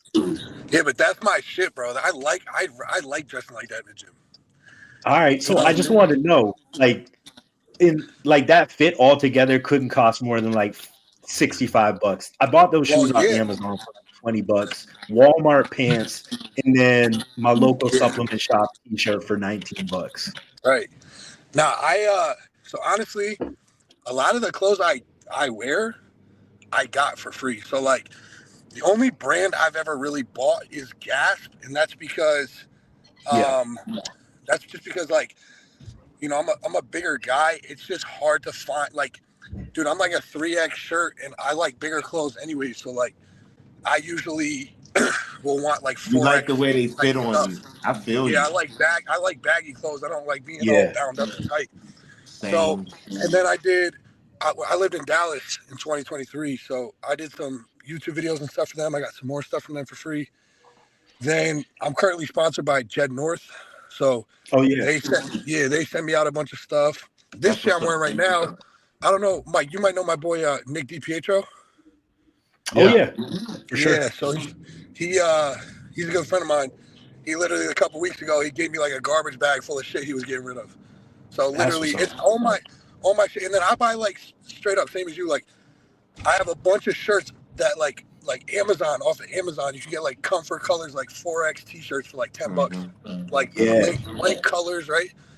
I got like 4 or 5 of them. So like I just put it together so I look all right, but my shit cheap yeah. too. You know what I'm saying? What Mhm. about you, Doug? I know Doug dresses to impress. Like I see Yeah, his fits sometimes. Yeah, online. well Yeah, that's sometimes I definitely like to try to match whenever I can, but you know yeah. what I'm Yeah, saying. For the most part, if I'm on camera, I definitely want to look good when I'm on camera. You yeah, know what I'm saying? yeah. Well, that's the But other thing, bro. I really don't wear other clothes. yeah, So like the only time I really get dressed is to go to like I got all these J's and shit, and like I'm like I don't wear them to the gym usually. So I'm like, when am I even gonna wear these fucking shoes, bro? yeah, I'll Yeah. wear them I for a really don't go function, nowhere. I don't go for a nowhere else. film. Yeah, but So I wear my Crocs a lot because remember I told you I'm at a point now where comfort over everything, bro. I'll wear Facts. if I tell people if you invite me somewhere, you got to tell me the dress code. I will show up in sweatpants and a shirt, and I won't care. And that you should have told me I needed to wear something different. I probably wouldn't have came. You know what I'm saying? Like that's just me. But if I come and I know to wear something, jeans or something nice, I'll do it. But if I ain't gotta wear that, I'm wearing sweatpants, sweat shorts. I'm wearing like I like to feel like loose. I don't want to be all bound up and shit. And I do like to sweat. So when I train, I like to wear something that keeps me covered. Yeah, for sure. What about you, Mike? Like, Yeah. do you wear like brands? I I mean, like I've gotten stuff from like Dead North. I've gotten stuff from some other places. Like if I like it's meant for me, I'll wear it. If I like it, I'll wear it. But I'm not like going out of my way to be like, oh, I gotta get this shirt for the gym. For sure. Like most of the time, like I'll wear a comfy t-shirt, loose pants, shorts. I don't like to wear anything tight. Like I even went on like this trip I went on Amazon and I grabbed like 3 pairs of sweats, a sweatshirt, and a sweatpants just because I knew all I'm gonna be doing in this is sweating. And I'm And gonna you're feel 240 right now, bro. what? You're 240. Yeah, it's 246 crazy. today. Listen, man, I saw your back. I'm having trouble with. I need to hear something. When you're training your back, Yeah, how are you squeezing it? If you understand what I'm asking. yeah. Good I get question. so when I'm doing like a row, like in my Yeah, like your adductor. lower, like the way your lower lat comes down Yeah. into that Christmas tree, that little bit of meat, that meat thickness you got down there. How are you So contracting that? So that's what I actually need to change because I was doing too much of my rows where I was coming down so low to hit that lower lat. Like I did that when I first started training, and I started in the middle. But I would, when I'm doing my row, I would try to come down to where like I'm literally rubbing my arm against my like midset, my like waist side. When they said I need to build my upper back, so I really had to change the way I'm doing my rows. Hit more Yeah, of man, like I need to get thickness in my back is wide, but that thickness. Yeah. I was telling my coach just recently, like I'm starting to feel back pumps, bro. I never really felt back pumps because I'm strong and I can T-bar rows 6-7 plates easy, like it's yeah. nothing. Yeah. You know what I'm saying? But I'm not using my back to pull them. You know That's what the I'm biggest saying? thing. Yeah, because I have big arms. So when I'm doing like back and I'm rowing, like that's the muscle that you like. It's not that you don't focus on other muscles. That's the muscle you really have to focus on, really, with Hmm. squeezing it. Like when I'm doing it, like we're gonna roll back, I'll like adduct my scapula and my lats as I'm flexing it. And the biggest thing is just engaging your lat and not just trying your hardest to not use your arms. Like I Okay. mean the muscle of your biceps and your shoulders. Mm-hmm. Yeah, Um, man. When I see backs like y'all's, I get jealous. I be like, what the fuck, bro? Like, you know what I mean? Like, bro, I can, like I said, I done deadlifted 600. I can deadlift anything, but I have mhm. learned that I pretty much, mainly my posterior, I still was training like an athlete. So that's why I was saying too, like, there was Yeah, a lot of stuff that I had to scale back on weight wise because I'm just too strong and I have to learn how to actually connect with the muscle. You know what yeah, I'm Yeah. saying? And I don't think that, especially for me, for my back, like when I do pull ups in general, I used to always tuck my elbows. And I also never realized how much I'm using my straps to do a pull up. yeah, You know what I'm saying? And I'm starting to learn how to flare my elbows more when I do my T-bar rows, whether I'm doing them cable or I'm doing them on a T-bar. You know what I'm hmm saying? Like you said, retracting the scapulas, man, bro. I never really did none of that shit. hmm Never really yeah. Sorry, Like Luke. I only muted you because I was getting some feedback. yeah, that. like I would do the biggest thing when I first like started bodybuilding because when I was in the Marine Corps, I would do pull ups religiously. I would do pull ups like I would do. I think when I did my PFT test when I was in boot camp, I did 40 without stopping. Hmm. Like That's like crazy. like I would, and that taught me kind of how to like when you're doing like a lat pull down in a row to not use your arms and really engage that scapula when you're coming Yeah. up. And I think that's kind of how I learned it. Bro, I tell people all the time when you're doing a pull up, if you ain't doing it right, you're doing a bicep fucking forearm Yeah, workout. You're not Yeah. training exactly. your back, bro, just because you're doing a fucking pull up. hmm I, And f- the I biggest thing feel too is a lot of volume. Sorry, Mike. yeah. No. I was saying it's crazy because like I've been doing this for over a decade now, and I still feel like I don't train my back correctly. Like it's just one of those You muscle got a groups for nice me that back though, I bro. You know what I'm saying? I don't connect with it like you were saying. Like I just don't, and I've always like I've done them slow, I've done them controlled. I've had people be, tweak my form, touch and be like, you feel that firing? Yeah, I guess. I Yeah, don't that's the know. same thing with me. Sometimes I can, sometimes I can't. Like I've had days, especially recently, where I'm the next day I'm like, oh yeah, I trained back, motherfucker. I could feel that shit. But a lot of Yeah. times I don't feel that. But I did a killer ass workout. I'm sweating and shit. You know what I'm saying? So I just learned when I went to my deep tissue massage on Monday that my hip issue was a posterior issue, right? So he noticed that my SI joint was flaring up. So I was getting this weird pain in my lower back. I remember when I first started getting coached by Morgan, he explained it to me. But he was explaining to me that when I'm doing glute exercises, I'm using my anterior muscles around my hips to initiate the movement instead of my glutes. I'm like, what are you talking about? You know what I'm saying? He was like, he had me lay on the table. He had me position my foot off and my heel up. He said, hold your foot like that. He said, lift your leg, but don't use your hips. I'm like, what do you mean? The first couple of times I didn't get it. And then what I did was I squeezed my glute first and then I lifted it. He was like, there you go. And I'm like, bro, it was like a light bulb went off in my head. So when I did hip thrust on Thursday, that was the first time I did hip thrust, and I didn't feel no tension in the front of my body, but my glutes was on fucking fire. Like I said, right now, bro, my ass feels wild. Pause. You know what I'm saying? Like my shit feels crazy, but I still struggle with that, trying to figure out how to make that connection in my back. You know what I'm saying? I think you just answered it, because I think that's what I do. I think like whenever I'm doing a movement, like if I'm doing a row, before I even before I start the movement, I'm flexing that muscle and I'm making sure it's engaged. So it makes, as much as I can, I'm making that the prime mover, and everything else is just. So what I've been practicing is before my arms even bend on any row, I'm retracting my scapulas and squeezing as hard as I can. Okay.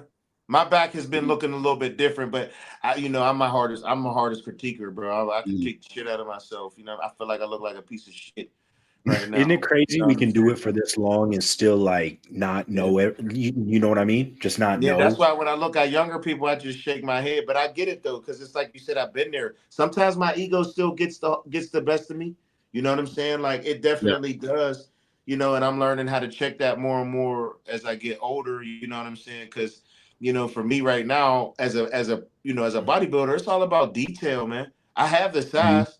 It's not that I don't have the size, but now as a pro, I got to figure out where I got to continue to build and develop to continue to get better. Targeting how to target that muscle differently so it keeps growing. That's what I was training with this guy Ron. Like the guy's never competed before, but he knows how. But he was sending me pictures. I'm like, dude, you're fucking big as shit. When he was training with this guy that was competing, and like, dude, he's like, like I said, it's during preps. We're not using a lot of weight, but he's literally, after doing this for 8 freaking years. This guy showed me the last 3 weeks I've targeted my muscle differently. I'm like, man, you can learn something from I'm like, do it every time you do something, man. 100%. Like, dude, I've learned stuff from kids at my gym. Like, like I'm not saying just the but like educated ones that know what they're doing. Like I've just picked up things here and there when I see something and I'm like, I've never done that. Go over and ask them why, and they tell me that's why I do it, and I give it a try, and I'm like, wow, all right, I'm gonna add that to my arsenal. Like, ignorance is one of the worst things in this sport. Like you can't, like, I don't care who you are. I don't care if you have a doctorate. I don't care if you're a pro, if you're whatever. Anybody can teach you something new that you can use in your arsenal. Facts, bro. That's why I don't ever believe I'm bigger than the sport. I don't ever believe that I'm bigger than anybody. I don't believe I'm bigger than any person. I can learn from anybody. I want to learn from anybody. You know what I'm saying? And that's why I ask, because I look at y'all backs and I admire that shit. You know what I'm saying?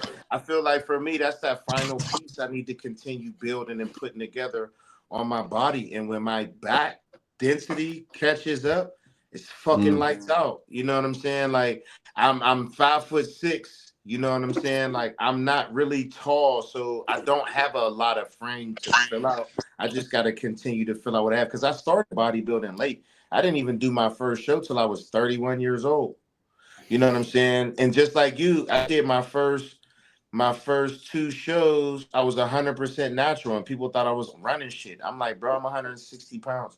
170 pounds. I don't even know. I didn't know nothing about none of this world. You know what I'm saying? But I wasn't naive and I knew what it was. You know what I'm saying? But the first couple times I competed, I was beating dudes running gear. You know what I'm saying? So, it was like at that point, I had already been training for 7 years. I wanted to see what I could do. You know what I'm saying? And now, shit, like I said, when I got my coach, bro, I turned pro in 2 years. I won my first national, my masters, and my open. I didn't expect none of that shit, though. You know what I'm saying? Like, I don't mean that on no cocky shit, nothing like that. That legit how it happened was, like I said, a lot of shit just aligned right. You know what I'm saying? And I was fortunate to have some early success. But I'm not one person to feel like, oh, I gotta retire, this, that, the third. No, I really like competing and I don't really care about nothing else but getting better. You know what I'm saying? So when I see people and I know people that are more knowledgeable than me about something, I'm gonna ask. You know what I'm saying? And I'm not afraid to ask. Do I got your charger? Yeah. Hey, I didn't even know I had it. I'd have been charging my phone. Man, let me see, make sure my phone is good. No, but like I was saying, I'm not afraid to lose. I'm not afraid to learn from other people. And I think Yeah. sometimes people in bodybuilding can be like that because they're a pro. They feel like I know it all. And it's like, I ain't no know it all. I ain't ever going to be one of them. You know what I'm saying? But I see your back. I'm like, I gotta ask. You know what I'm saying? I'm looking at Yeah. that lower lat thickness. I'm like, how the fuck did you do that, bro? Like, that's That's what makes bodybuilding amazing to me. And it's like, it's really, you pick an area, bro, and you build it. You know oh what I'm yeah. saying? Like, you want a bigger arms, motherfucker, you do something to get bigger arms. You want a bigger chest, you do something to get bigger chest. You figure it out. You know what I'm saying? Like, and sometimes shit works, sometimes shit don't work. You got to figure out what works for you. That's why coming up to me and saying, bro, what did you do to get your arms big? I can tell you, but you got to listen to what the fuck I'm telling you. Yeah. Exactly. And Yeah, I'm the gonna upper listen. body is sorry, go ahead. This is a completely different topic, but this is how my brain works. So I got in, like, let's see, 2-3 years, it'll be my 20th high school reunion. That's what's up. I was talking to Shay about this because I didn't go to my 10th one. I Mhm. was like, 10's too soon. I don't need to see y'all 10 years after high school. And I was like, yo, when you go back to high school reunions and you see somebody and you're like, damn, they got really heavy, or like they look really different. Yeah. And you're like, damn, man, it's gonna be crazy to see people. Shay's like, Yeah. you're gonna be that person, right? And I'm like, what you mean? Absolutely. I'm like, what you mean? And she's like, you're the weirdo at the reunion. When you were around these people, you were 160 pounds. Yep. Now you are more than 100 pounds more than that, and you're not a fat guy. Everybody's gonna Bro, want to talk about fitness. And Yeah. I get it. I love it. You know what I'm saying? But at the same time, it's like I am more than a bodybuilder, man. I just Yeah, like what that's I the hardest do. thing. It's the hardest hmm thing. We Getting don't always gotta talk about macros and calories and all that type Bro, I shit. prefer it.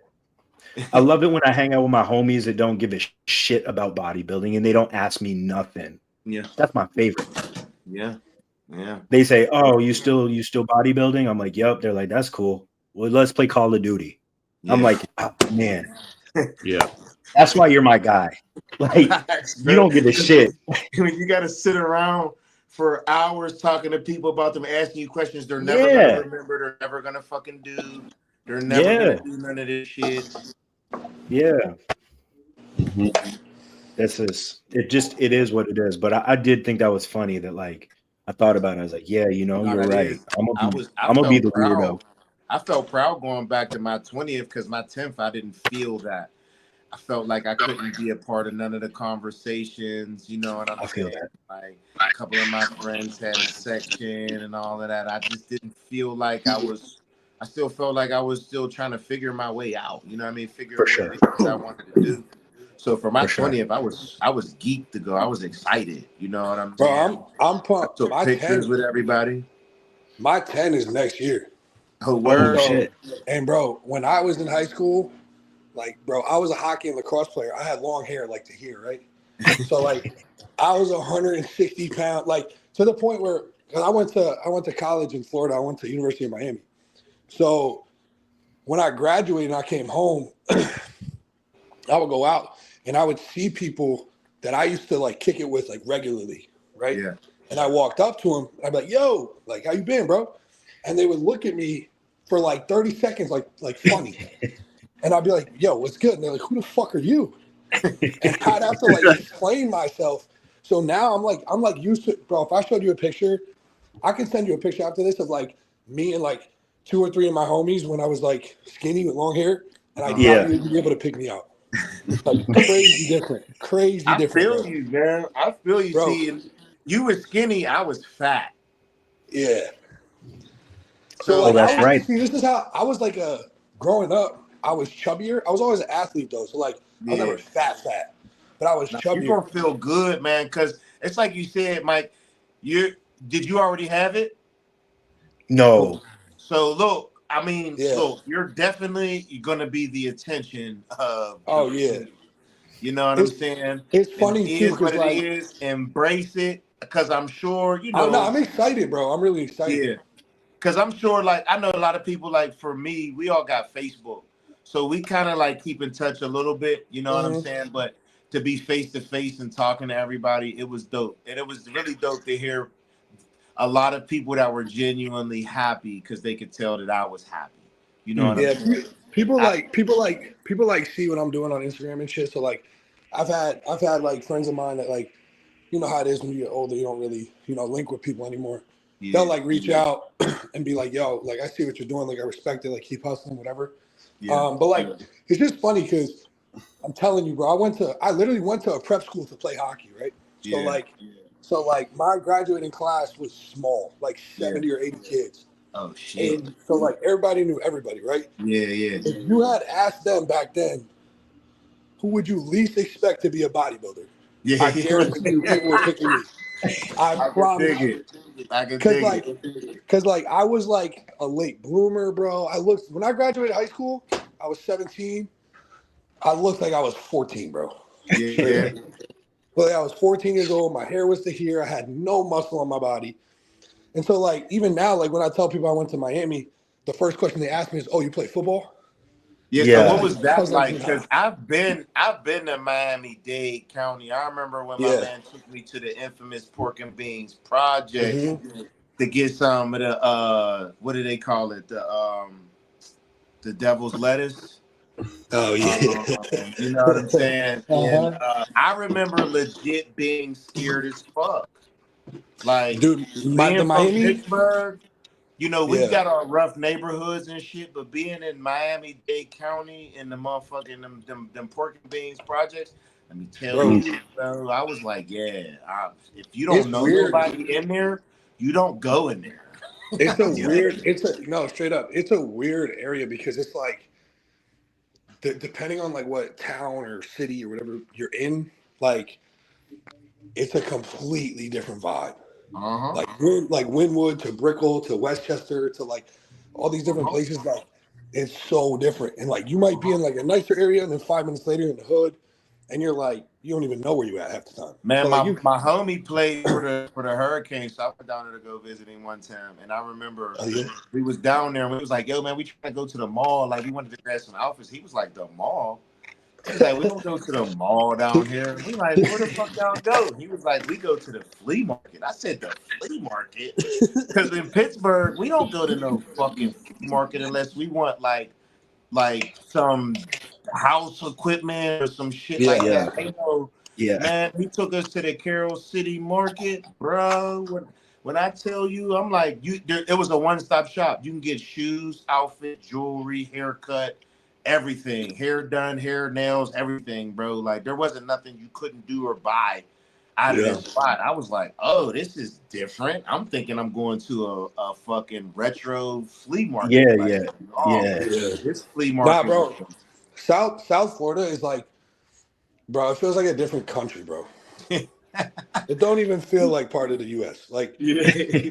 Bro, I remember being in grocery stores sometimes. Like, I went to this gym like my senior year. I went to Miami Iron Gym. I don't know if y'all have heard of it, but it's like it's a dope spot. It's like old, like dingy, like hole in the wall type place. And like next door, there's a grocery store. And so sometimes I'll just pull up there after training, like grab food, whatever. Bro, like the signs for the aisles were in fucking Spanish. Yeah. I'm like, Yeah. bro, I don't know where the chicken's at, bro. I'm not from here. And Like, you'll run into somebody who looks just like you, and you'll be yeah, like, "Yo, can you show me how they get?" And they start. You be like, yeah, "Oh, yeah, whoa! bro. I don't speak that shit. Hold on, bro. That should be Yeah, bro. crazy." It's not the same country, bro. You hit a Nah. different you hit a Real certain part shit. of South Florida. It's not the US, bro. It's not. Real shit. Real shit. But it was No, fun, that's bro. what's up. It was a good 4 years. No, that's what's up. You went to Miami, so yeah. I mean, Yeah. that was one thing I didn't know. I didn't know like Dade County, like that's the hood. Like you Yeah. That's couple of like streets to the left and the right, you're in the hood. there's a bunch of dudes from there that have made it. Like I'm pretty sure Rick Ross is from there. Yeah, Um, obviously DJ Khaled's from that area.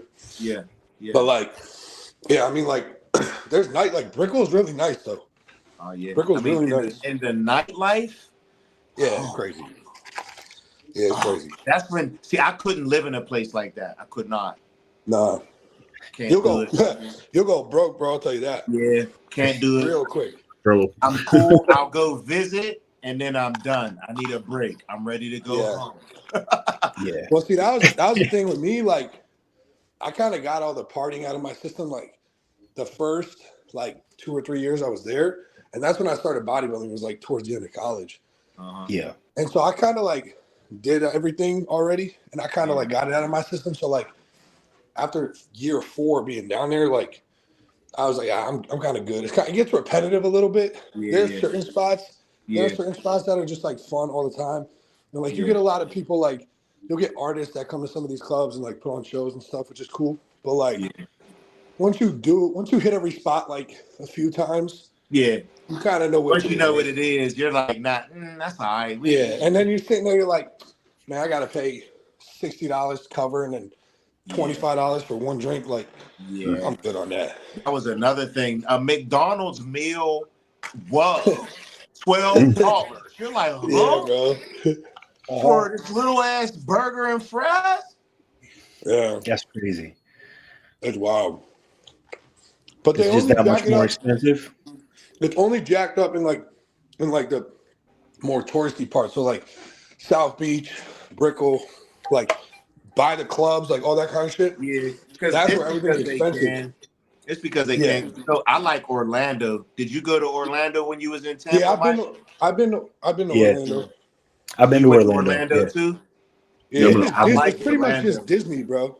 Yeah, but see the nightlife in Orlando. Let me tell you what was dope. When I went down there a couple years ago, when the club let out, the police wasn't trying to make everybody leave. You know what I'm saying? It was like everybody was respecting everybody. Everybody's chilling, mixing, mingling. There's a lot of restaurants still open. You know what I'm saying? Like Yeah. I was like, man, I would like there wasn't no bullshit going on. You know what I'm saying? Like everybody, the vibe was dope. I was like, I like cities like that. You know what I mean? Because in Pittsburgh, we don't have no clubs. We got bars.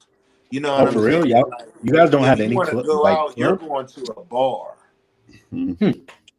Well, That's a lot like Maine. Connecticut the same way. Like we don't have a lot of clubs. Like we do, but nothing crazy. Like you really go to New York. You Yeah, go to New York if you really Yeah. want to go like clubbing. You know what I'm saying? yeah. Yeah, Rhode Island's kind of the same way, like more like bar, like you got like Fair Hill and Providence and Federal Hill and stuff like that. So Mhm.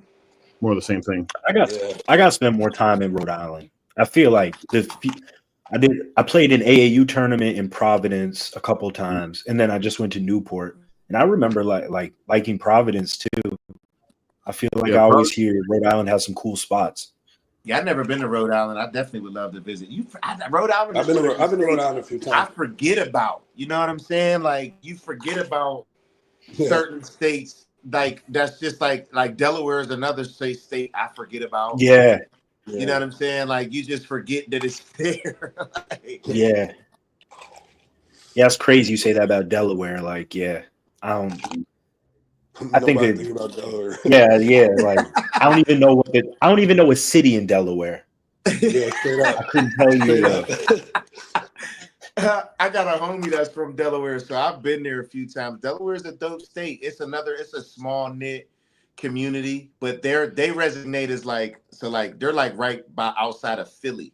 You know what I'm saying? Mm. So A lot of Philly people live there. Some Baltimore people live there because they're also not far from like Baltimore. You know what I'm saying? Yeah. But there's no taxes on. I think there's no taxes in the state. Like when you buy something, they don't add no tax onto it. Yeah, that's crazy. That's like New Hampshire too, right? Delaware? I think New Hampshire has that. Mm-hmm. I Yeah, think Delaware. so. They have like no taxes. That's crazy. That's wild. I went to DC. DC's a pretty crazy city. I like DC. Yeah, I ain't been to I did DC now. I was in DC like my first semester of college. I did like a program there, so I was there for like 3 months. It's cool. I wouldn't want to live there or nothing, but it's cool to go. Yeah. There's a lot going on. I feel like There's a lot going on in like the like. I feel like you're either in the richest area possible or like the poorest area possible. There's like no in between. Yeah, that's fact. It's very similar to like where I'm from in Connecticut. Like I've had like where I grew up, it was like a pretty nice area, but like you go over this bridge and like you might get shot. Oh shit, you might get shot. You know what I mean? Like it's and like I've had buddies come visit me like from college, and when they've like driven through where I'm from in Connecticut, like they don't even know. They're like, is it nice or is it not? Like I don't even know. Like 1 second I'm in like the rich ass suburbs. And then all of a sudden, I don't even know if I'm supposed to be where I'm at. You know what I'm saying? Yeah. So it's I'm like always used to interesting that. because you can tell sometimes when you're somewhere, you're like, maybe I made a wrong turn. Yeah. We got Sure. this area down here in Pittsburgh. It's called Homewood. Bill Bellamy came to the Improv a couple years ago. I went to go see him. He's funny as hell. So he's not from Pittsburgh, you know what I'm saying? But it was funny. He said, you know, you in a bad neighborhood when you think about running red lights. And he said the name of the street in Homewood where he was at, and everybody was like, yeah, we all get that feeling at that fucking street. It's like, you know, when you in the hood and you like, man, fuck this light, I'm out of here. Yeah.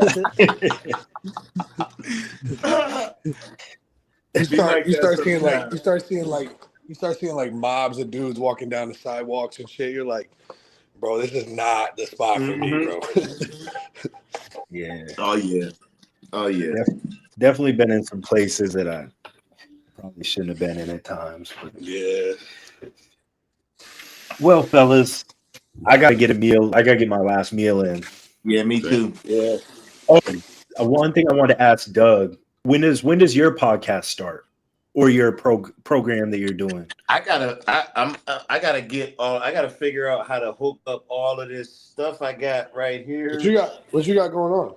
I got a Tasca Mixcaster. I gotta hook that up to my computer, and I gotta figure out a program I can use. So the Apple computer, I gotta take my laptop to the Apple store to figure out how I can download apps.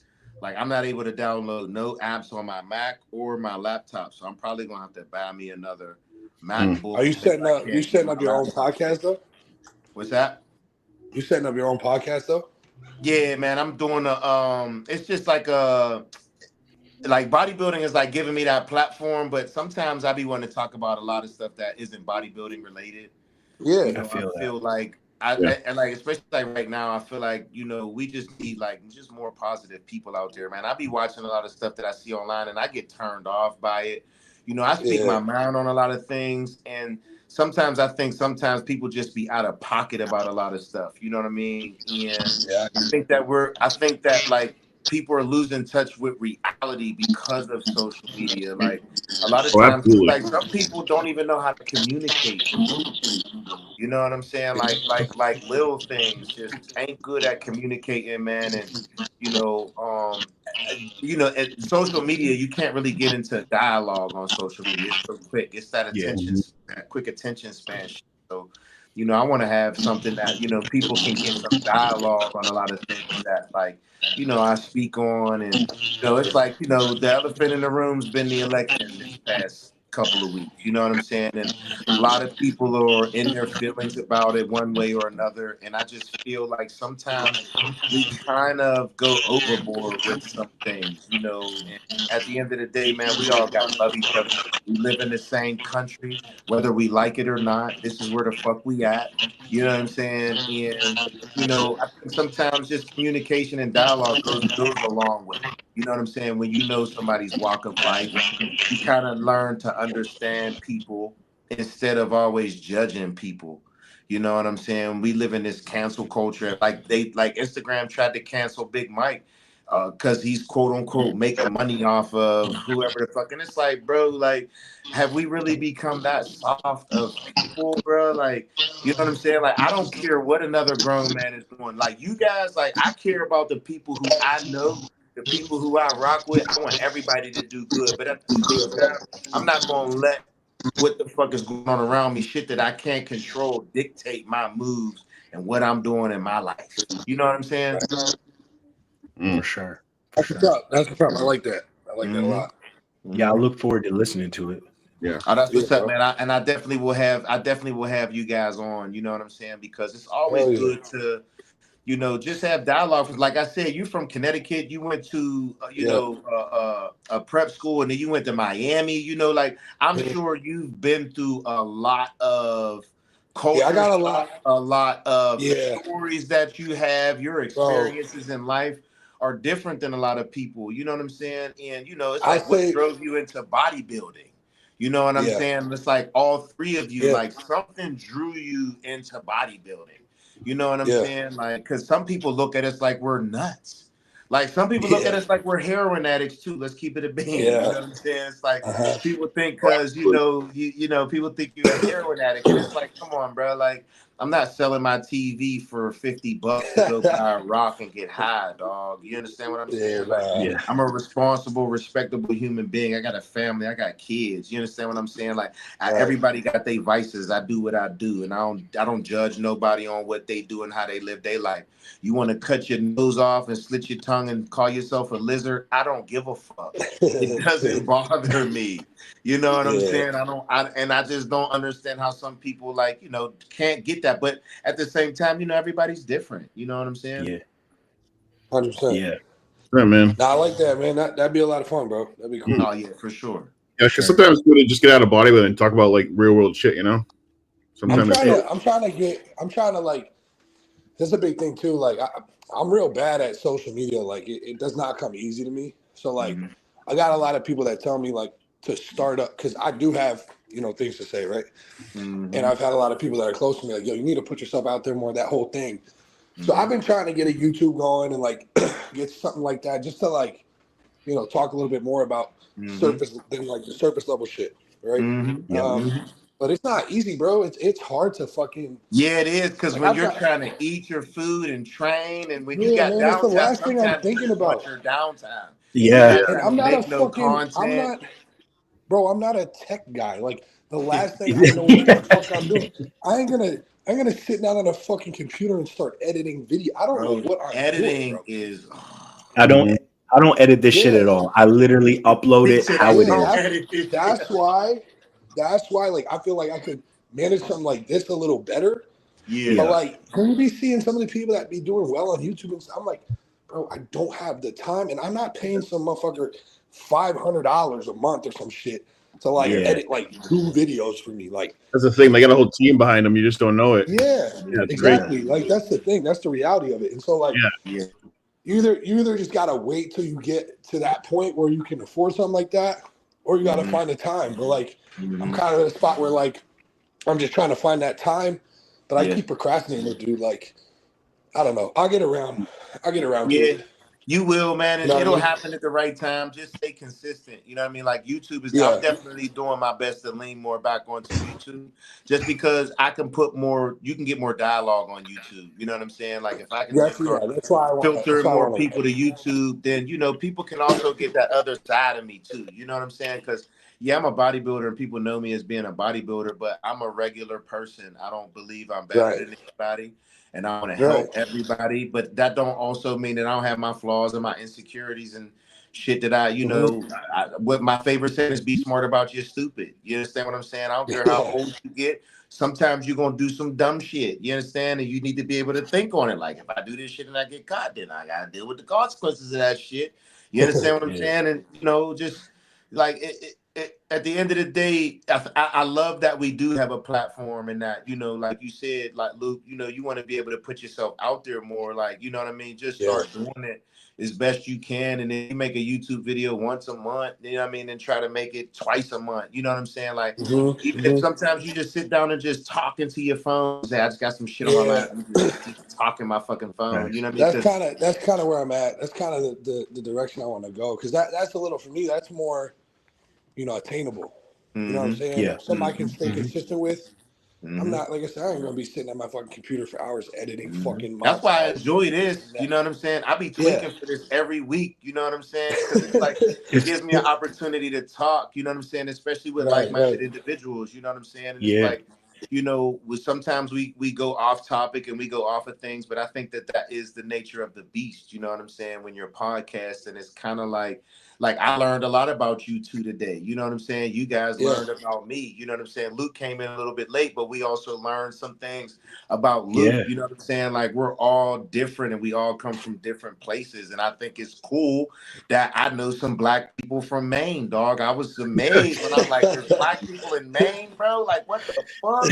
You know what I'm saying? It's like that exposure is so dope to me. You know what I'm saying? Like, now I want to come to Maine. I know somebody who lives in Maine.